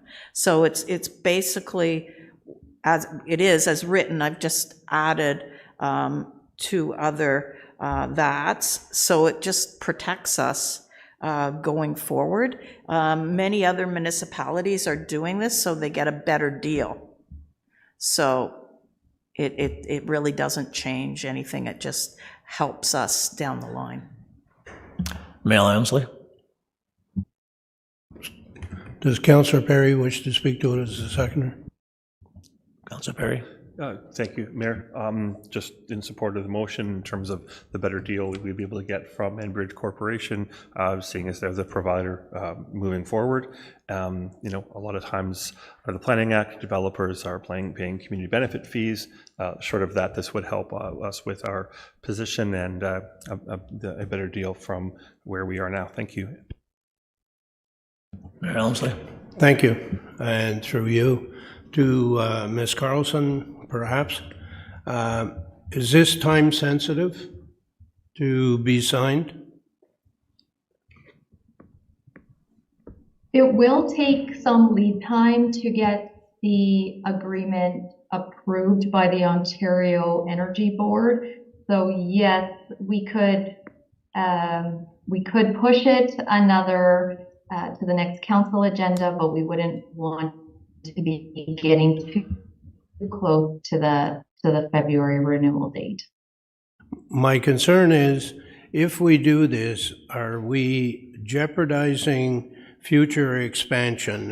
Is it possible that Enbridge or other utilities, and I assume that includes Hydro, probably Bell and some others, are they going to be loath to expand their services if we go this route? And I'm wondering if it would be wise to refer it back to staff to address that, or are we in a position where we just go forward? Maybe if I'll clarify through the chair. So sort of two parts or two steps here. One is to extend and approve the franchise agreement that's in place right now based on the OEB template. That will allow it to go through its process and renew and extend. The additional resolutions or recommendations are for advocacy to the OEB to change and update their template or how they enter into agreements so that they could be opened up at a later date to look specifically at energy projects, and in this case, natural gas projects. So there is not a distinction between other utilities. This is a direct agreement with them. I would recommend that it is time sensitive on the baseline agreement and should go forward because, as the solicitor said, we've heard it is months to get it through to the OEB approval stage, and that's coming up. February will come up quicker than maybe it feels right now. But the other two are follow-ups and advocacy to set the stage for maybe better agreements in the future.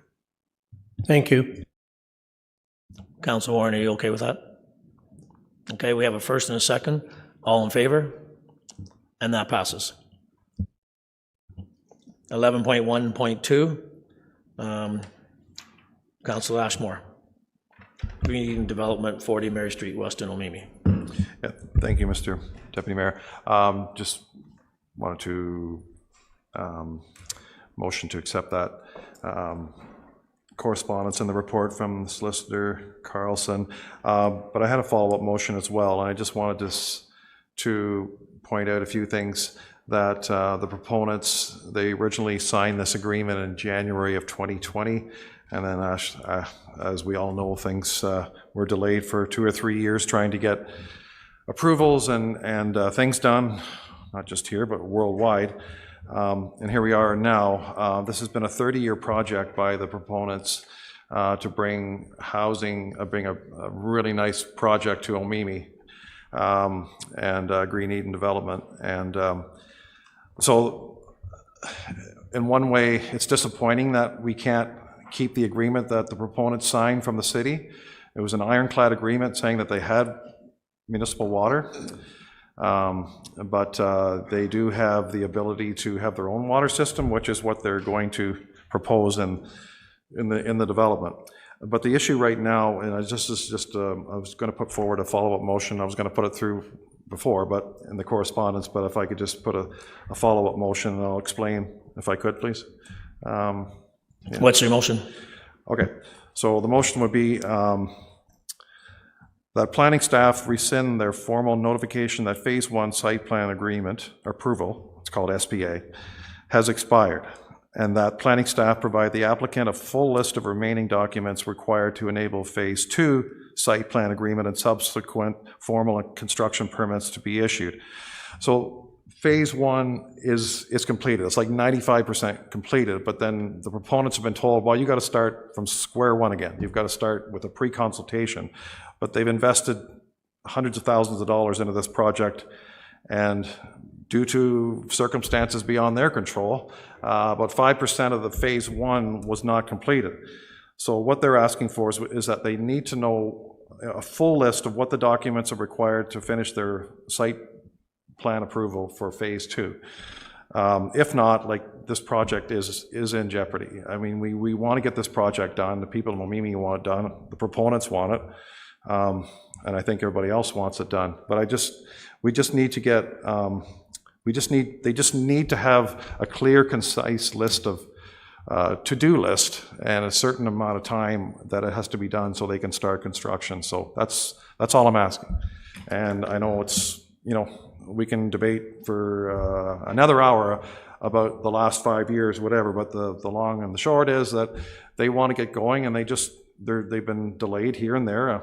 It's just that they're frustrated, and I'm just trying to advocate for them and the folks in Omemee who want to see this done. And there's people waiting to get into affordable housing and housing that will be created from this project. So I'm just asking that staff help the proponents get this off the ground, and they can get their approvals sooner than later. Okay, before we go any farther, I just want a motion to receive the report first. Councilor Perry, second. Councilor Doble, all in favor?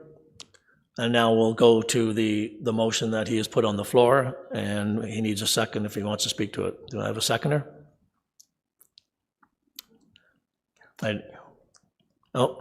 Councilor Yeo.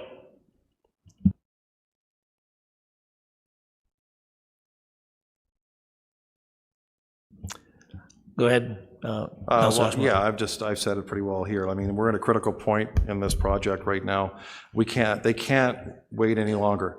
And I'll welcome any comments from staff, but they need help, and they're at a crossroads here right now. So this is the only way to get this project done, or it's in jeopardy. So I'd appreciate your support, and I appreciate staff's support too, because I know they've been trying, but they've had issues with maybe staff time or whatever, trying to get it done. I'm not trying to pinpoint an area who's maybe slowing the process, but it's just that they cannot start from the beginning again. They can't go through the pre-consultation. They've already given up the municipal water, which they worked hard for. They actually signed an agreement with the city, and they're going to say, well, we're not going to fight this.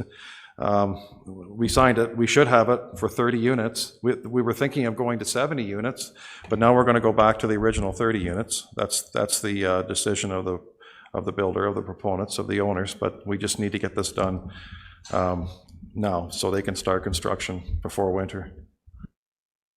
Councilor Yeo, would you like to speak on that one? Yeah, just throw my support behind the councillor. It sounds like another, maybe one of these legacy projects that keep popping up. I've been here for over a decade and a half, and these things pop up out of nowhere and say, oh, this thing's been here how long? So like, maybe we should lift our hands once in a while and say, hey, how can we help? I get lots of calls, and I get them on a daily basis. Do not be fooled by that. I get a daily basis of why stuff can't be done. They told me I can't do this. They told me I can't. Once in a while, it'd be nice to hear, hey, how can we help you? So I'll throw my support behind this. If there's any way we can put staff and say, staff, make this happen. God, wouldn't that be nice? So yeah, I'll support it. Thank you. Councillor Joyce. Thank you, Deputy Mayor, through you. To Councillor Ashmore, sorry, can you just repeat? I'm losing the thread here. Can you repeat the motion, exactly what you're saying? Thank you. Sure, thanks. So I'll read it. That planning staff rescind their formal notification that Phase 1 site plan agreement has expired. So they gave the proponents, sorry. And then the second part is that planning staff provide the applicant a full list of remaining documents required to enable Phase 2 site plan agreement and subsequent formal construction permits to be issued. Thank you very much. Yeah. Councillor Richardson. Thank you, and through you, Chair. And I appreciate the comments of our councillors as well. I was just wondering if City Solicitor Carlson or Director Barry wanted to provide any background with regards to the fact that we're asking them to go back to the pre-con. Yep, okay. Manager.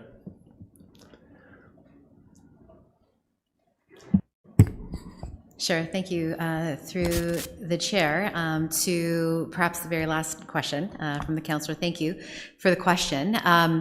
We hear the motion that Councillor Ashmore has just noted being a request to have planning staff rescind notice of expiry. So just on a strictly mechanical legislative platform, there isn't a mechanism to do that. So the site plan agreement is expired for reasons laid out in the site plan agreement. So a new site plan agreement process would be needed, and we would certainly work with the proponent to take them through that process. I think we're in a very good position because of the amount of work that was done previously to get us back to current day, present day, to make the agreements in line with the requirements of today. Pre-consultation has been substantially streamlined in the past few months, and we still encourage that process, though it's not required.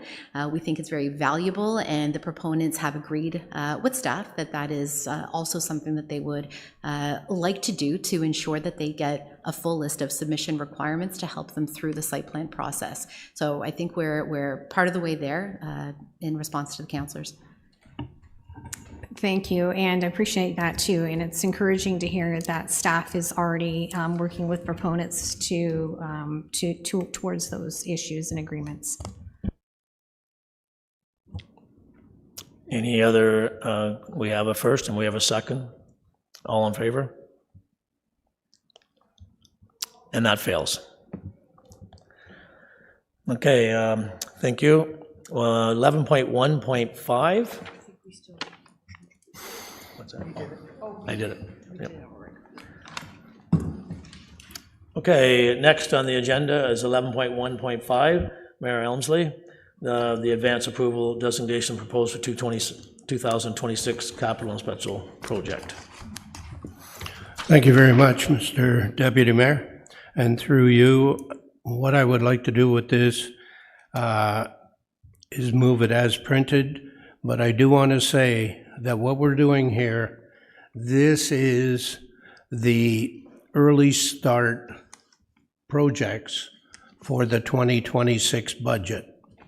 So I want to make council aware that when this gets passed, these 5 projects will already be in the budget, and they will not be open or available for extraction or discussion once we get into budget deliberations. Council will have already given the go-ahead for these projects to start.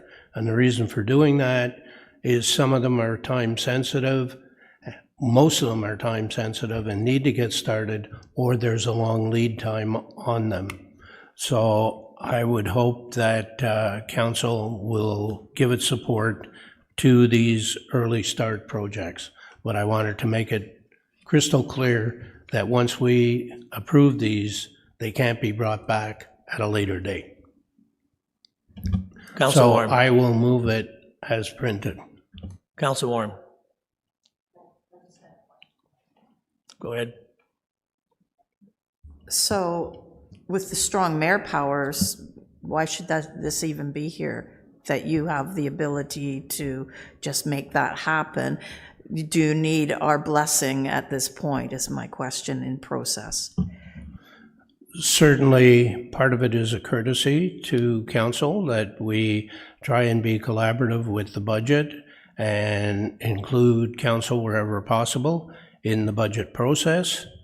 And this, yes, I put it forward on a strong mayor motion, but council can extract all or any of the items that it may want to deliberate, which would mean, because the memo was written on, I believe, September 9th, there would be an additional 2 weeks when council could deliberate and ask for a special council meeting to vote down by 2/3. Okay? Happy to answer. Councilor Joyce.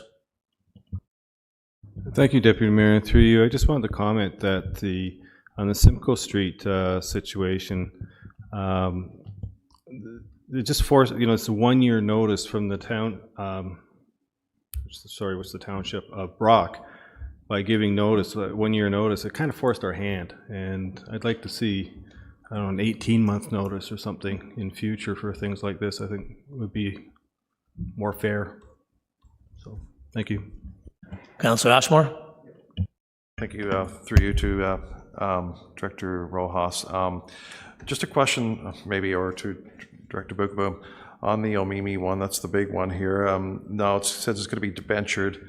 How many years is that debentured over? That amount of money. That's over $6 million. Through you, Mr. Mayor, Deputy Mayor McDonald, Councillor Ashmore, the city currently debentures over a 30-year time period for water and wastewater. As we've been explaining to Budget Committee, ideally we would like a 40-year debenture on water and wastewater projects. At this point in time, Infrastructure Ontario does not give us that capacity, but the moment they do, we would extend the debenture life cycle to more clearly align to the life of the asset. That's fine, thank you. Thank you. So the report is to be received. We have first, we have a second. Councilor Noble, all in favor? And that passes. Next on the list is 11.1.6. Councilor Yeo, request for a parking area and crosswalk lines in Kirkfield. Thank you, through you, Mr. Deputy Mayor. The council's had a chance to read the report, and I'd like to thank staff for the report and for putting in there the alternative thinking about the parking lot.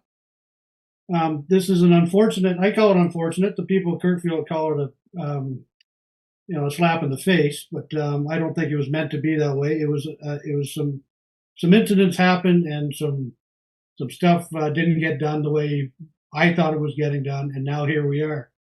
So they lost the parking lot along with the building. The building, they're upset enough about, but the parking lot, because that's where the town mail is picked up, it creates a real safety issue in the wintertime, especially in the wintertime. So the other safety issue in here is the crosswalk markings at the four corners.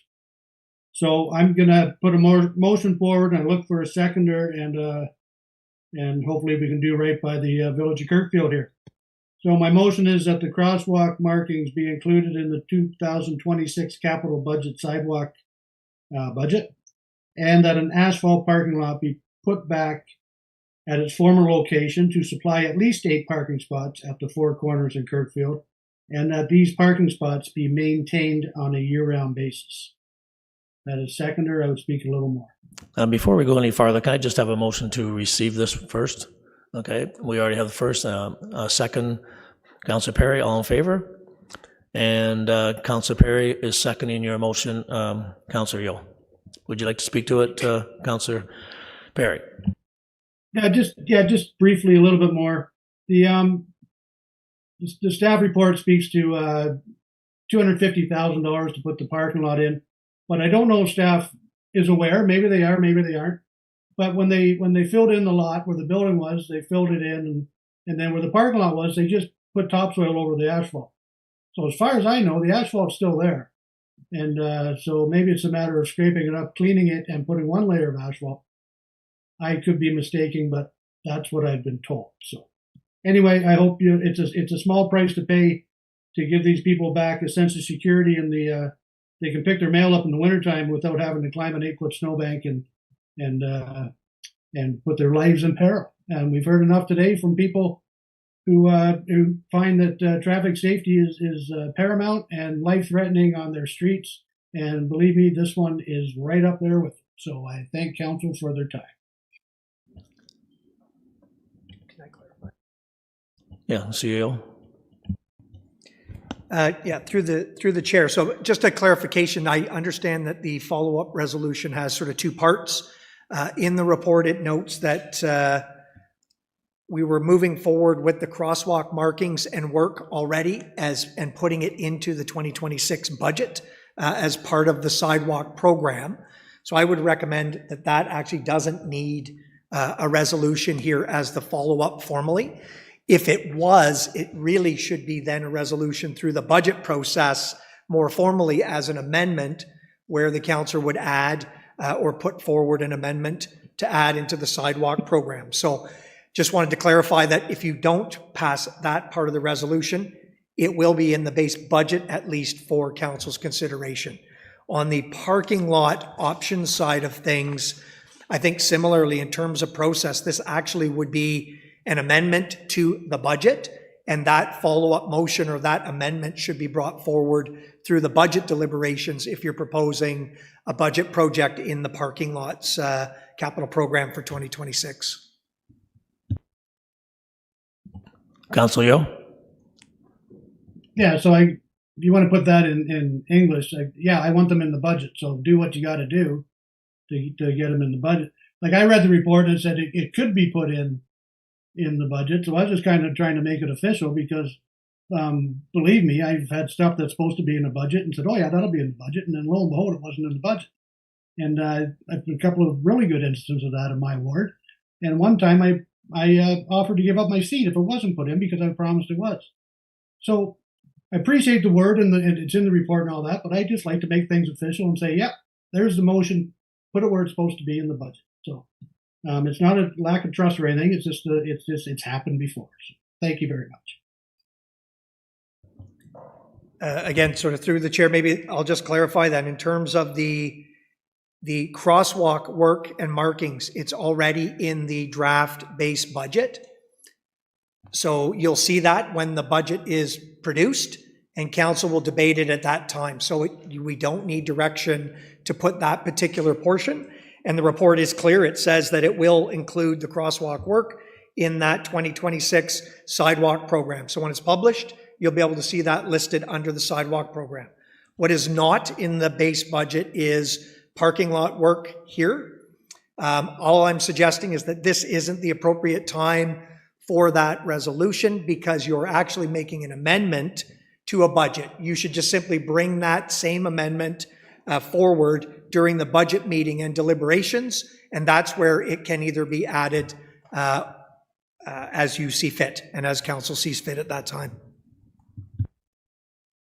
Councillor Yo. And just through you, Mr. Deputy Mayor, and that's fine and dandy. You've seen the budget. I haven't seen the budget. So I'm bringing it here as I would any other time in council to be put in the budget. So by all means, I'll just let it lie. But I don't see you're bringing an argument for it that is totally foreign to me, because you know what's in the budget. I'm not on a budget committee. I don't have strong mayor powers.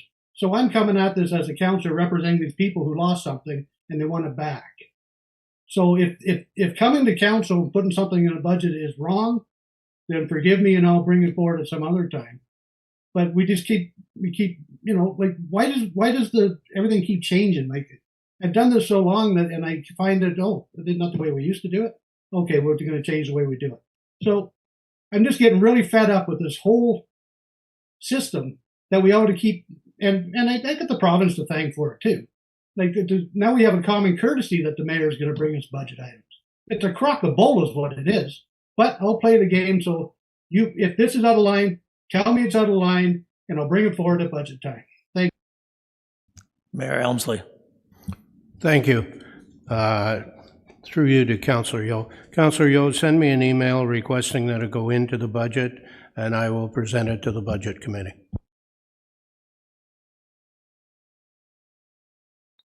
Yeah, okay. As soon as I get my email fixed, I'll do that, or I'll come down to City Hall and do it. Thank you. So, okay, so here we are with the second. Councillor Perry, you seconded it. Would you like to speak to it? Is the motion not off the table now that Councillor Yo is dealing with the mayor directly? That's correct. So we'll, Councillor Yo, you'll bring something into the mayor and make sure that gets in for discussion in the budget presentation. Is that correct? Yeah, apparently that's what I'm doing. Thank you. Okay, thank you. I think I had a first and a second of receiving this one. All in favor? Thank you. The next one on the list is 11.18, and we have three, Councillor Warren and Councillor Perry, so I'll have Councillor Warren go first. Through you, Mr. Deputy Mayor. So I'll move the recommendation that report Plan 2025-47 Provincial Energy Procurement Proponents Seeking Municipal Resolution in support of proposal submission MRSPS be received for information. And I'll just speak to that. That because of that, it's just being received, that it will neither one of those will be going forward. And I believe Councillor Perry will speak to the Sturgeon proposal, and I will speak to the Kirkfield one now, if I may. So we receive it. Can I have a seconder then? Second, Councillor Perry, go ahead. So last year, I got support from council for a resolution that opens Kawartha Lakes up to energy projects on a case-by-case basis. Today, we have 2 solar projects on the agenda, but I will speak to the Kirkfield project specifically. In 2016, I took a course in ecosystems management at Frost Campus here in Lindsay, and during that time, I was fortunate to visit the Cardin Alvar many times. I came to appreciate what a special ecological marvel we have to enjoy in our municipality. We must protect it. I'm a strong supporter of solar projects, but they must be situated on appropriate land. Some may say this property is only good for extraction, but this special land is unique. We have heard loud and clear from many knowledgeable people just how important it is. Not only will we be protecting wildlife, we will be supporting economic development and tourism. From natural corridors to species at risk, this LVAR is unique, and that is why I will not support a solar project on the Carden LVAR. Thank you. Thank you. We'll do this one first. I guess all in favor for that?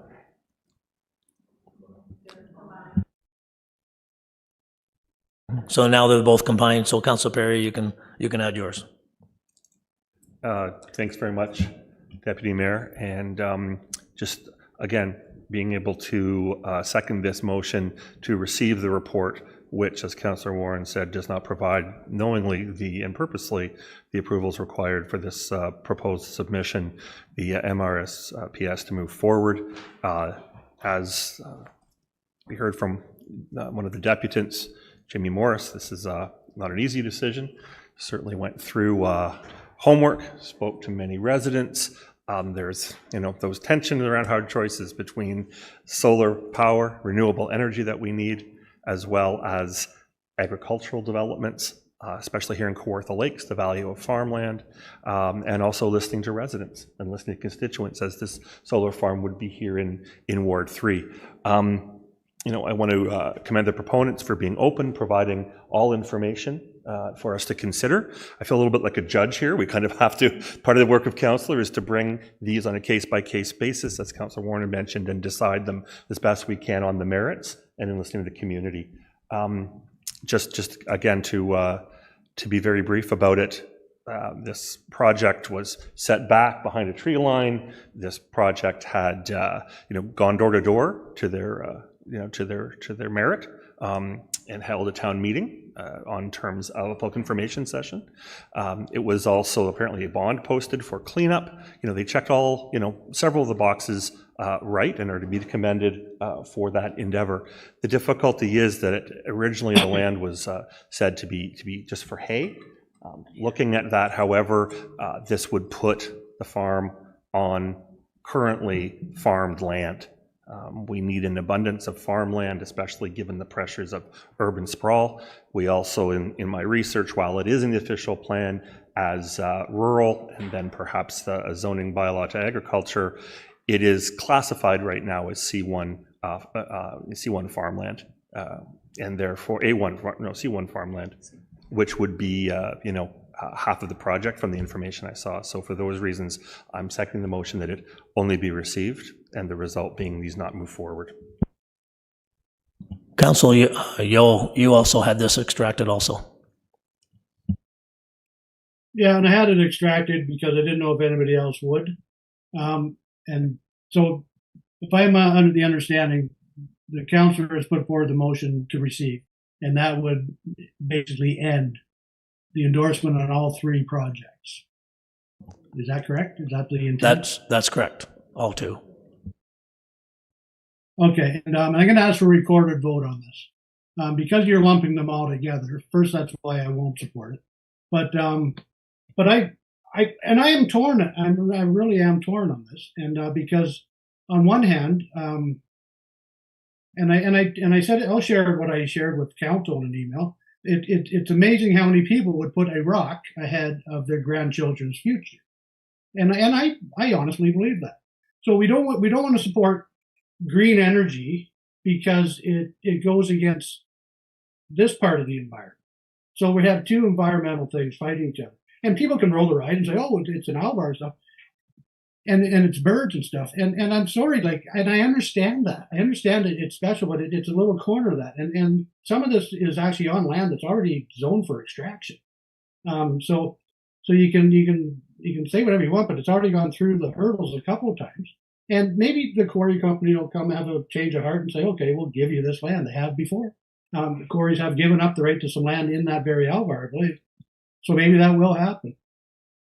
But it's outstanding to me that if not here, where? Where do you don't want to put it on farmland? You don't want to put it. You don't want to cut down the forest to put it in.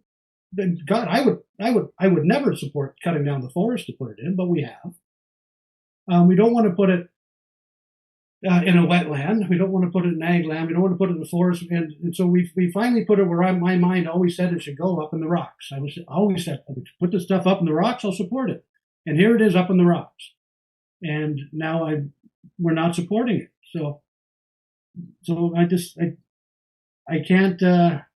I'm going to vote against it. I'm going to ask for a recorded vote, and I'm going to vote. I'm just confused because I'm going to vote for the receive, but I guess I'll vote against this because that's all we're doing is receiving it. So and I apologize to any people out there that have sent me their emails and stuff. I have got other emails from people in support of it, so don't think I'm just making this decision all on my own. But it's a tough decision, and I really wish it wasn't at this level that, again, dumped on council, but it is, and so here it is. And my vote is against it, and I'm only one vote, and there's 8 more votes there, so maybe they'll go your way. Thank you very much for the time. Just so everybody understands, Councilor Doble. Thank you, Mr. Deputy Mayor. I'm just trying to understand procedurally what's happened, but I would like to state my position on the Interject Solar Project, if I may. Go right ahead. The Carden alvar is an important natural ecosystem. It's a crucial breeding ground for several at-risk bird species, and it's recognized internationally for this. And we have heard from the public, mostly citizens of Kawartha Lakes, hundreds of folks, and I've personally listened to every deputation, and I've read every submission and email sent my way. I want to express my thanks to everyone, not only for the communication, but also the manner and the thought put into them. Interestingly, I personally have not seen a single email from anyone expressing support for this project. We are reminded that the alvar attracts hundreds of visitors annually and is the host to various naturalist hikes and other recreational and serious research activity. The Carden Alvar Provincial Park was designated in 2014, acknowledging the importance of preserving and conserving this ecosystem. One of the 4 cornerstones, if you will, of our strategic plan is to promote a healthy environment. And in that section of the strat plan, under the section, how will we make this happen? It says we will protect and enhance our wetlands, forest, urban tree canopy, and biodiversity. Recall as well the presentation from Laurie McCarthy from 2 weeks ago, one of the city's economic development officers on the city's tourism brand. And I believe that most, if not all of us, were very pleased and impressed by the proposed brand promise, 2 words, quietly incredible. Words are great, but if we are serious about our promise and our strat plan, words must be put into action.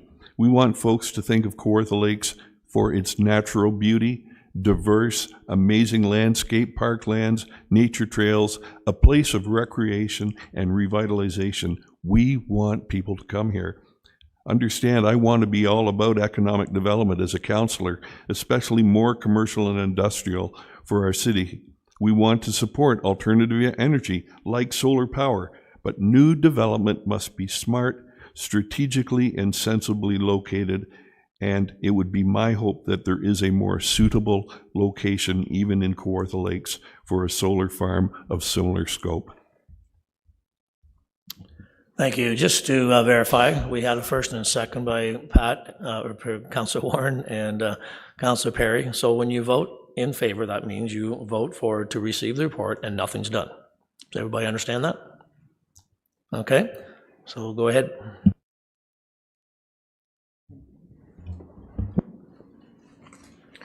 Through the mayor, Councillor Yeo. Opposed. Councillor Joyce. In favor. Councillor Doble. In favor. Councillor Richardson. In favor.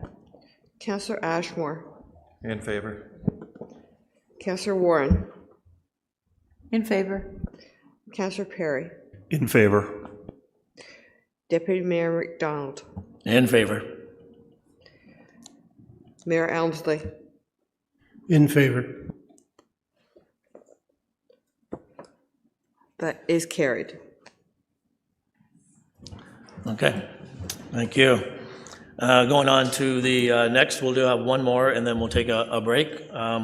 We're going into consent matters. 11.2.1, Councilor Perry, disposition on the Shoreline Road allowance adjacent to Long Beach Road. Thank you very much, Deputy Mayor. This is a housekeeping item. Again, we would request by the residents for this matter to be put over to October, sine die, which means, preemptive, which means that it would have to be done then because the residents are looking to, they've met with the mayor, and now they're looking to decide amongst themselves what would need to be done. In terms of whether they're looking at a lease agreement or perhaps a license. And so they're looking to have this come back for final resolution in 1 month's time. Thank you, Deputy Mayor. Do I have a second on that? Councilor Noble, all in favor? And that passes. Let's take a break and come back at 3:10. We'll give us 10 minutes. Thank you.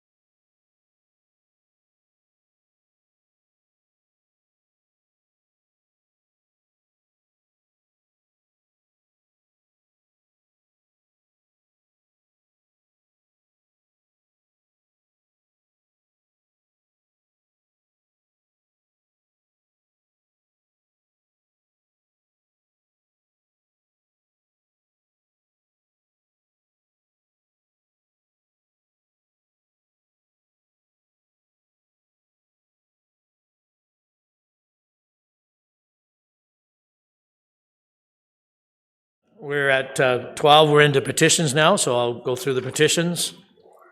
12.1, the request for resurfacing the Cedar Tree Road, Fenland Falls.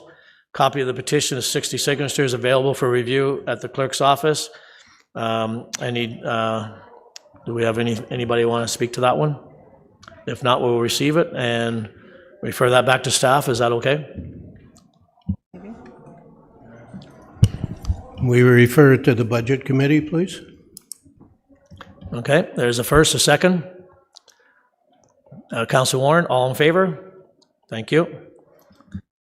12.2, that the request for the traffic control at the intersection of Northland Road and the Somerville 7 concession, a copy of the petition with 37 signatures available for review at the clerk's office.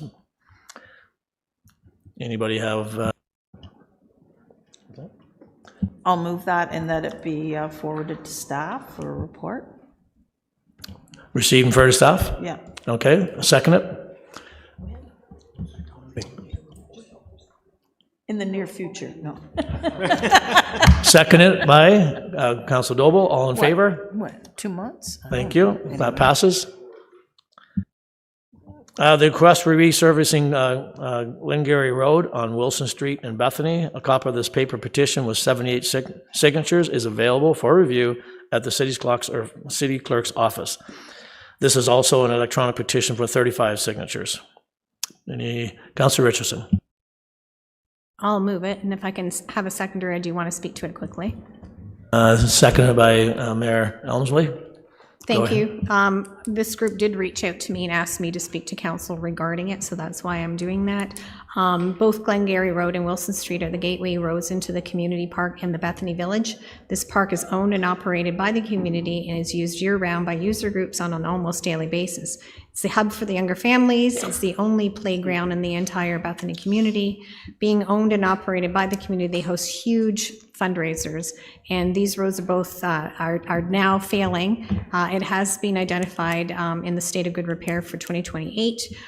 They're looking to see if they can have some assistance with shouldering to promote local parking for the park.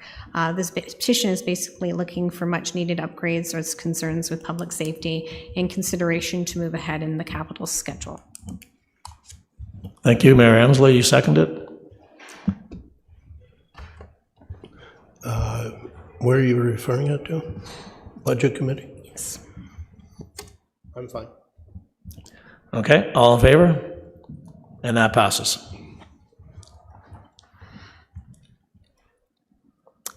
12.4, a request for resurfacing the western portion of Telecom Road in Pontypool. A copy of the petition of 30 signatures is available to review at the clerk's office by Terry Kennedy. Anybody like to speak to it? Councillor Richardson. I'll move it and second it with a quick segue. Seconded by Councillor Perry. Go ahead. Thank you. Just looking to have a report come back by staff to look at the possible cost of resurfacing and or any or even actually look at the including it into a local improvement request. Looking at the end of Q1 2026. And Mr. Perry, Councillor Perry, you have it. I believe it was duly summarized by the councillor. All in favor? And that passes. 12.5 is the Omemi Beach Splash Pad Project, requested for operational support. This is an electronic petition with 178 signatures. Patrick Daly, Councillor Ashmore.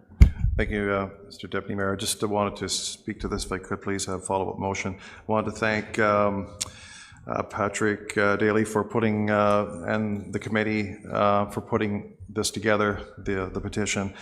So just to give the council background, up-to-date update, the aim is to raise almost $700,000 that the community is going to do it all by themselves through the foundation and through private donations, corporate donations, organizational donations. So that's in the works, and as you can see, billboards are up, advertising is about, and they're doing their best to get these funds put together to go towards this great project, which is needed in Omemee. And it's not just Omemee, it's probably a catchment area of about 5,000 people around Omemee, to Lindsay, to Peterborough, to Bethany, south of there, north, Downeyville. So it's going to be a big area that's going to be positively affected when we have this splash pad constructed. I don't have it all depends on when we're going to be raising the funds, but they're actively raising it right now. What this petition is asking is support from council. So this is not going to be a budget item this year, but potentially next year, 26. If I could just ask that this be received, and then I have a follow-up motion, if I could, please. Okay, we have a motion to receive and refer to staff. Is there a date you'd like to staff to? Well, could I read my motion? I just have a little motion here, and then. Okay, I would need to say. Just want to receive it? Yeah, I just want to receive it first. So there's second it. Councillor Richardson, all in favor? Thank you. Go ahead with your motion. Thank you. So the follow-up motion would be basically what's written here, that the City of Kawartha Lakes support in assuming responsibility to maintain and operate this recreational infrastructure once it's installed. This includes, but is not limited to, water management, seasonal maintenance, and staff support as needed. And if I can get a seconder, I'll explain why I'm asking for this. I have a second? Please. Councillor Yeo. Okay, got a seconder. So when I did research, I talked to staff, and they said basically, on average, splash pads cost around $30,000 to $35,000 per year to maintain. And some examples, I'll give you some examples of public the city has supported. Tommy Anderson Park splash pad, city provided land and paid for capital servicing costs, approximately $50,000. This is all great, and these are great parks, and they're up and running, and they're going to be there for generations. Garnet Graham Park splash pad, city provided land and paid for capital servicing costs. This is from the community services, this information. So $35,000. Logie Park splash pad, 2019, 90% of that was DC funded. And Elgin Park splash pad, just going down here, it's a $200,000 upgrade, but it's been there for many years. So it's obviously supported by the city. And Lindsay Boys and Girls Club, they received a Legacy Trust Fund grant of $150,000 in 2018. So we're just asking for... Can I just interrupt you for a second, Councillor Ashmore? Yeah. I've been told here that this is, you can't do this as a procedure for the bylaw. It's, you can't put a motion in for this, that it doesn't follow the procedure for a bylaw. So somebody will explain that to you? Sure. So the procedure bylaw talks about motions regarding petitions, and the following motions regarding petitions are proper during this part of the agenda. Motions to receive a petition, motions to refer the matter to city staff or a committee of council for consideration, or motions to direct city staff to report back to council. Any other motions related to a petition should not be in order.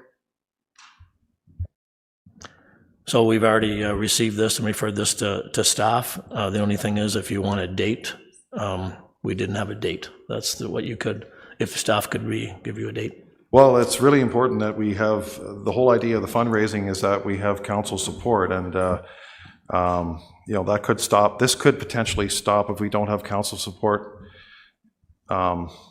We could basically really slow this fundraising down, if not stop it. So council support is really imperative that we have it in order for this project to go. So I don't need another staff report. We've done all that, we've been through that, and we're on our way. We're raising funds, but we need actually council supported this in 2021. We did the engineering study, and that was done. And now they're doing the big fundraising campaign, but we need council support in order to satisfy our donors, our community, that council is behind this. And I gave examples of how other splash pads are supported by the city, and I'm all in favor of that, and I think it's great. And I understand that, but continue to support them, but I just need, we don't want this to die, okay? And we're at the point now where we've discussed this at our meetings. We need support from council, or this could die. You know, we're at this point right now, and this is what they've asked me. And they said, and the Kawartha Foundation said, if we don't get support, then it may die. So, and not just the parent corporation or the parent foundation, but our subcommittee. If we don't have council support, then we lose all confidence in the whole project together. So I'm just, you know. Let's just move on here. We got a few people gonna comment on that. So, yep. Councillor Warren. Just for some information, Bob Cajun raised all their own money for the splash pad, so that's yeah. Okay, and Mayor Ellerslie. Thank you. I think that council wants to be supportive of a splash pad in Omemee. What council, I think, needs to be careful of is committing future councils to something. And I would say that Omemee is probably, in the best case scenario, 2 to 3 years away from having the funds and being able to build the splash pad. What I would suggest as a way to do this is perhaps referring it, because it's a petition and we hear how petitions have to be done, that it be referred to staff for a report back on costs and feasibility around the maintenance of the splash pad. And this council can then make a recommendation to future councils that be supported, with the understanding that it's left up to those future councils to put it in the budget and have the money to do it.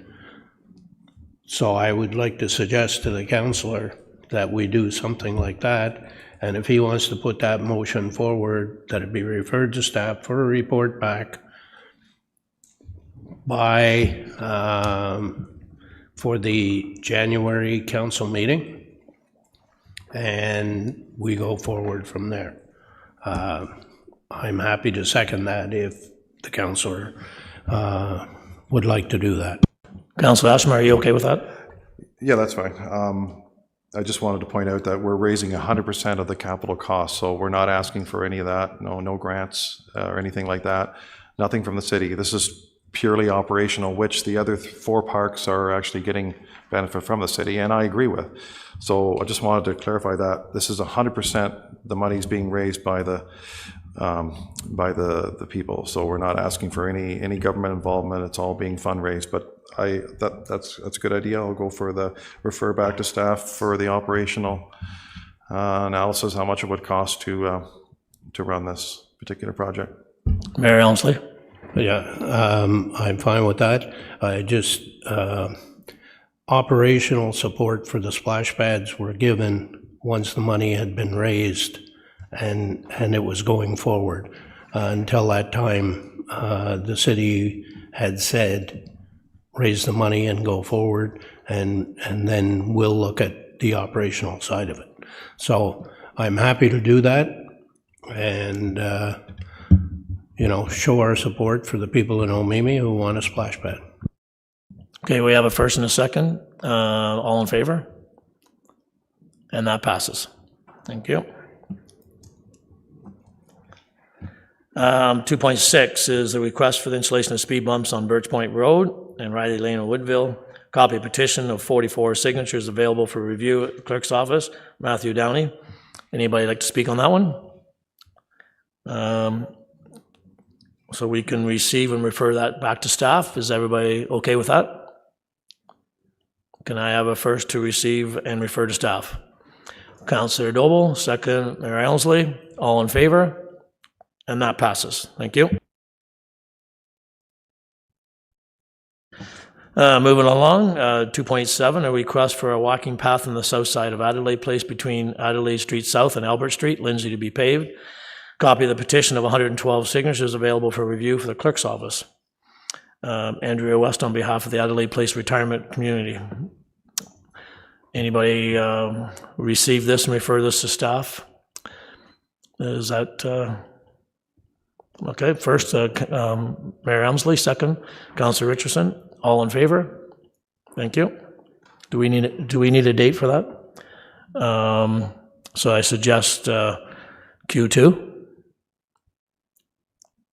Okay, Q2 sounds like that's got the nods. All in favor? Thank you. 12.8 is a request for the installation of street lights on the west side of Adelaide Street South, Lindsay at the first hydro pole north of the Green Arbor Way. Copy of the petition, 115 signatures, is available for review at the clerk's office.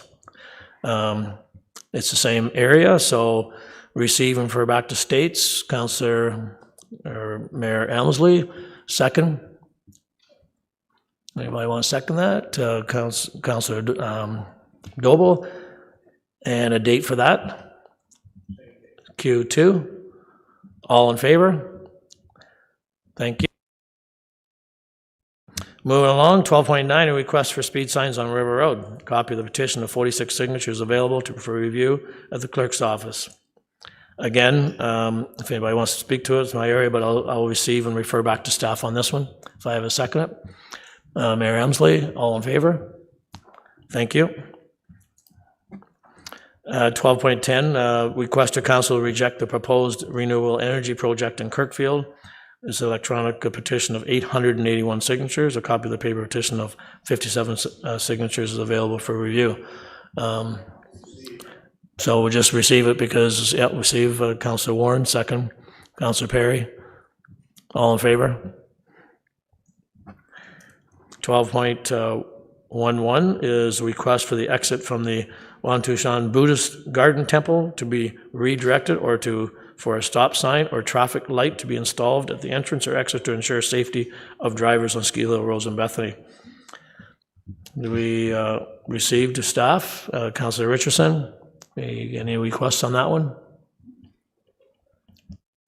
Thank you, and I would like it back as soon as possible, and if I have a seconder, I do want to speak to it quickly.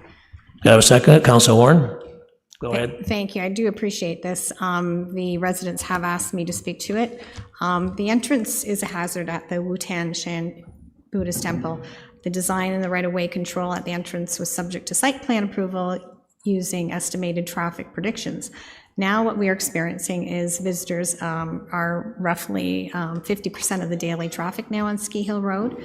The concerns are safety and would like to investigate the installation of traffic signals specific to where the heavy turning demand are at AM and PM peaks, but considerably reduce demand for remainder of the day. So what we're looking at is based on the recent collisions, driver exhibiting confused behavior and questionable judgment. We just need to do a reevaluation of the temple entrance and the right-of-way control. And I'm looking to have a staff report that encompasses these local concerns regarding safety. I personally want it as soon as possible, but if Q1 2026 is fine as well before they reopen for the 2026 season. Okay, the Q1, and Councillor Warren, you second that. Would you like to speak to it? Is Q1 reasonable? Who would be responsible for that? Yep, okay. Q1, okay, perfect. First, second, all in favor? And that passes, thank you. Moving on to other new business, and we're going into bylaws. And bylaw, Councillor Ashmore has that. Oh, are there any extractions for that, or I guess there's not? Okay. Not that I'm aware of. Okay. Moved by myself. Seconded by Councillor Doble. That the bylaws shown in section 14.1 of the agenda, namely items 14.1.1, 2 and including 14.1.9, be read a first, second, and third time, passed, numbered, signed, and the corporate seal attached. Do we have a second? Councillor Doble, all in favor? Thank you. We come to now item 16.1. Could I have a mover and a second for the following motion? That the closed session agenda be adopted as circulated. A mover and a seconder. Councillor Perry, seconded by Councillor Warren. All those in favor, carried. And 16.2 is there are any disclosure of community interest in any of these items listed on the closed session agenda. I'm seeing none. At this point of the meeting, the City Council will go into closed session to consider the items under section 16.3 of the agenda. As our procedural bylaw requirements, I'm asking all electronic participants in our meeting today to confirm to me by raising their hand that they are in a private room where no other person can overhear the deliberations and the internet connection is secure and not publicly accessed. Thank you. Can I have a mover and a second for the following motion, that the council convene into closed session at 13:33 p.m. pursuant to section 2392 of the Municipal Act in order to consider matters identified in section 16.3 of the regular council meeting agenda of Tuesday, September 23rd, 2025, namely 16.3.1, 2, and including 16.3.5. A mover, Councillor Perry, seconded by Mayor Elmsley. All in favor? Carried. At this point, the meeting broadcast will now end for the members of the public watching Cogeco YouTube TV cable. The live stream of this meeting on YouTube will be rebroadcasted and will now be in temporary pause for the members of the public. When closed session is complete, the live stream and the rebroadcast of this meeting will resume to address the remaining open session items of the agenda. All remaining staff, and the exception of those involved within closed session, are now instructed to leave the electronic meeting and council chambers at this time. And could we just take 5 minutes as people leave, and then we can start again? We'll take 5 minutes. Thank you.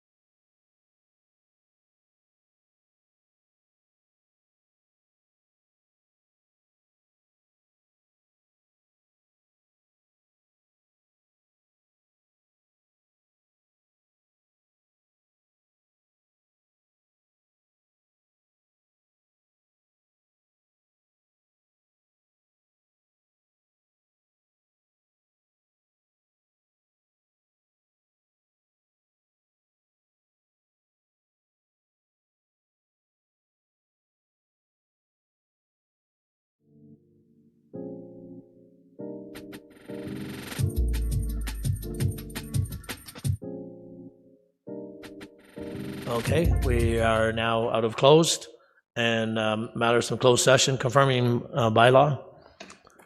Do we go for that right now? Okay.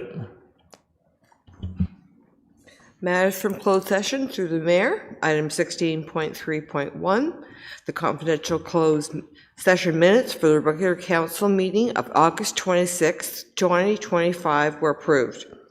Item 16.3.2, council received an update on the 2024 bylaw amendment to permit long grasses and native plants in urban areas. Item 16.3.3, council provided direction regarding the potential lease or acquisition of the vacant lot at 7 King Street West, Omemee, adjacent to the Coronation Hall. Item 16.3.4, council provided direction on the 2024 Be a Hero Award, the Environmental Business Hero Award, and the Environmental Hero Award. Item 16.3.5, council received an update on an investigation completed by the Office of the Integrity Commissioner. That's all.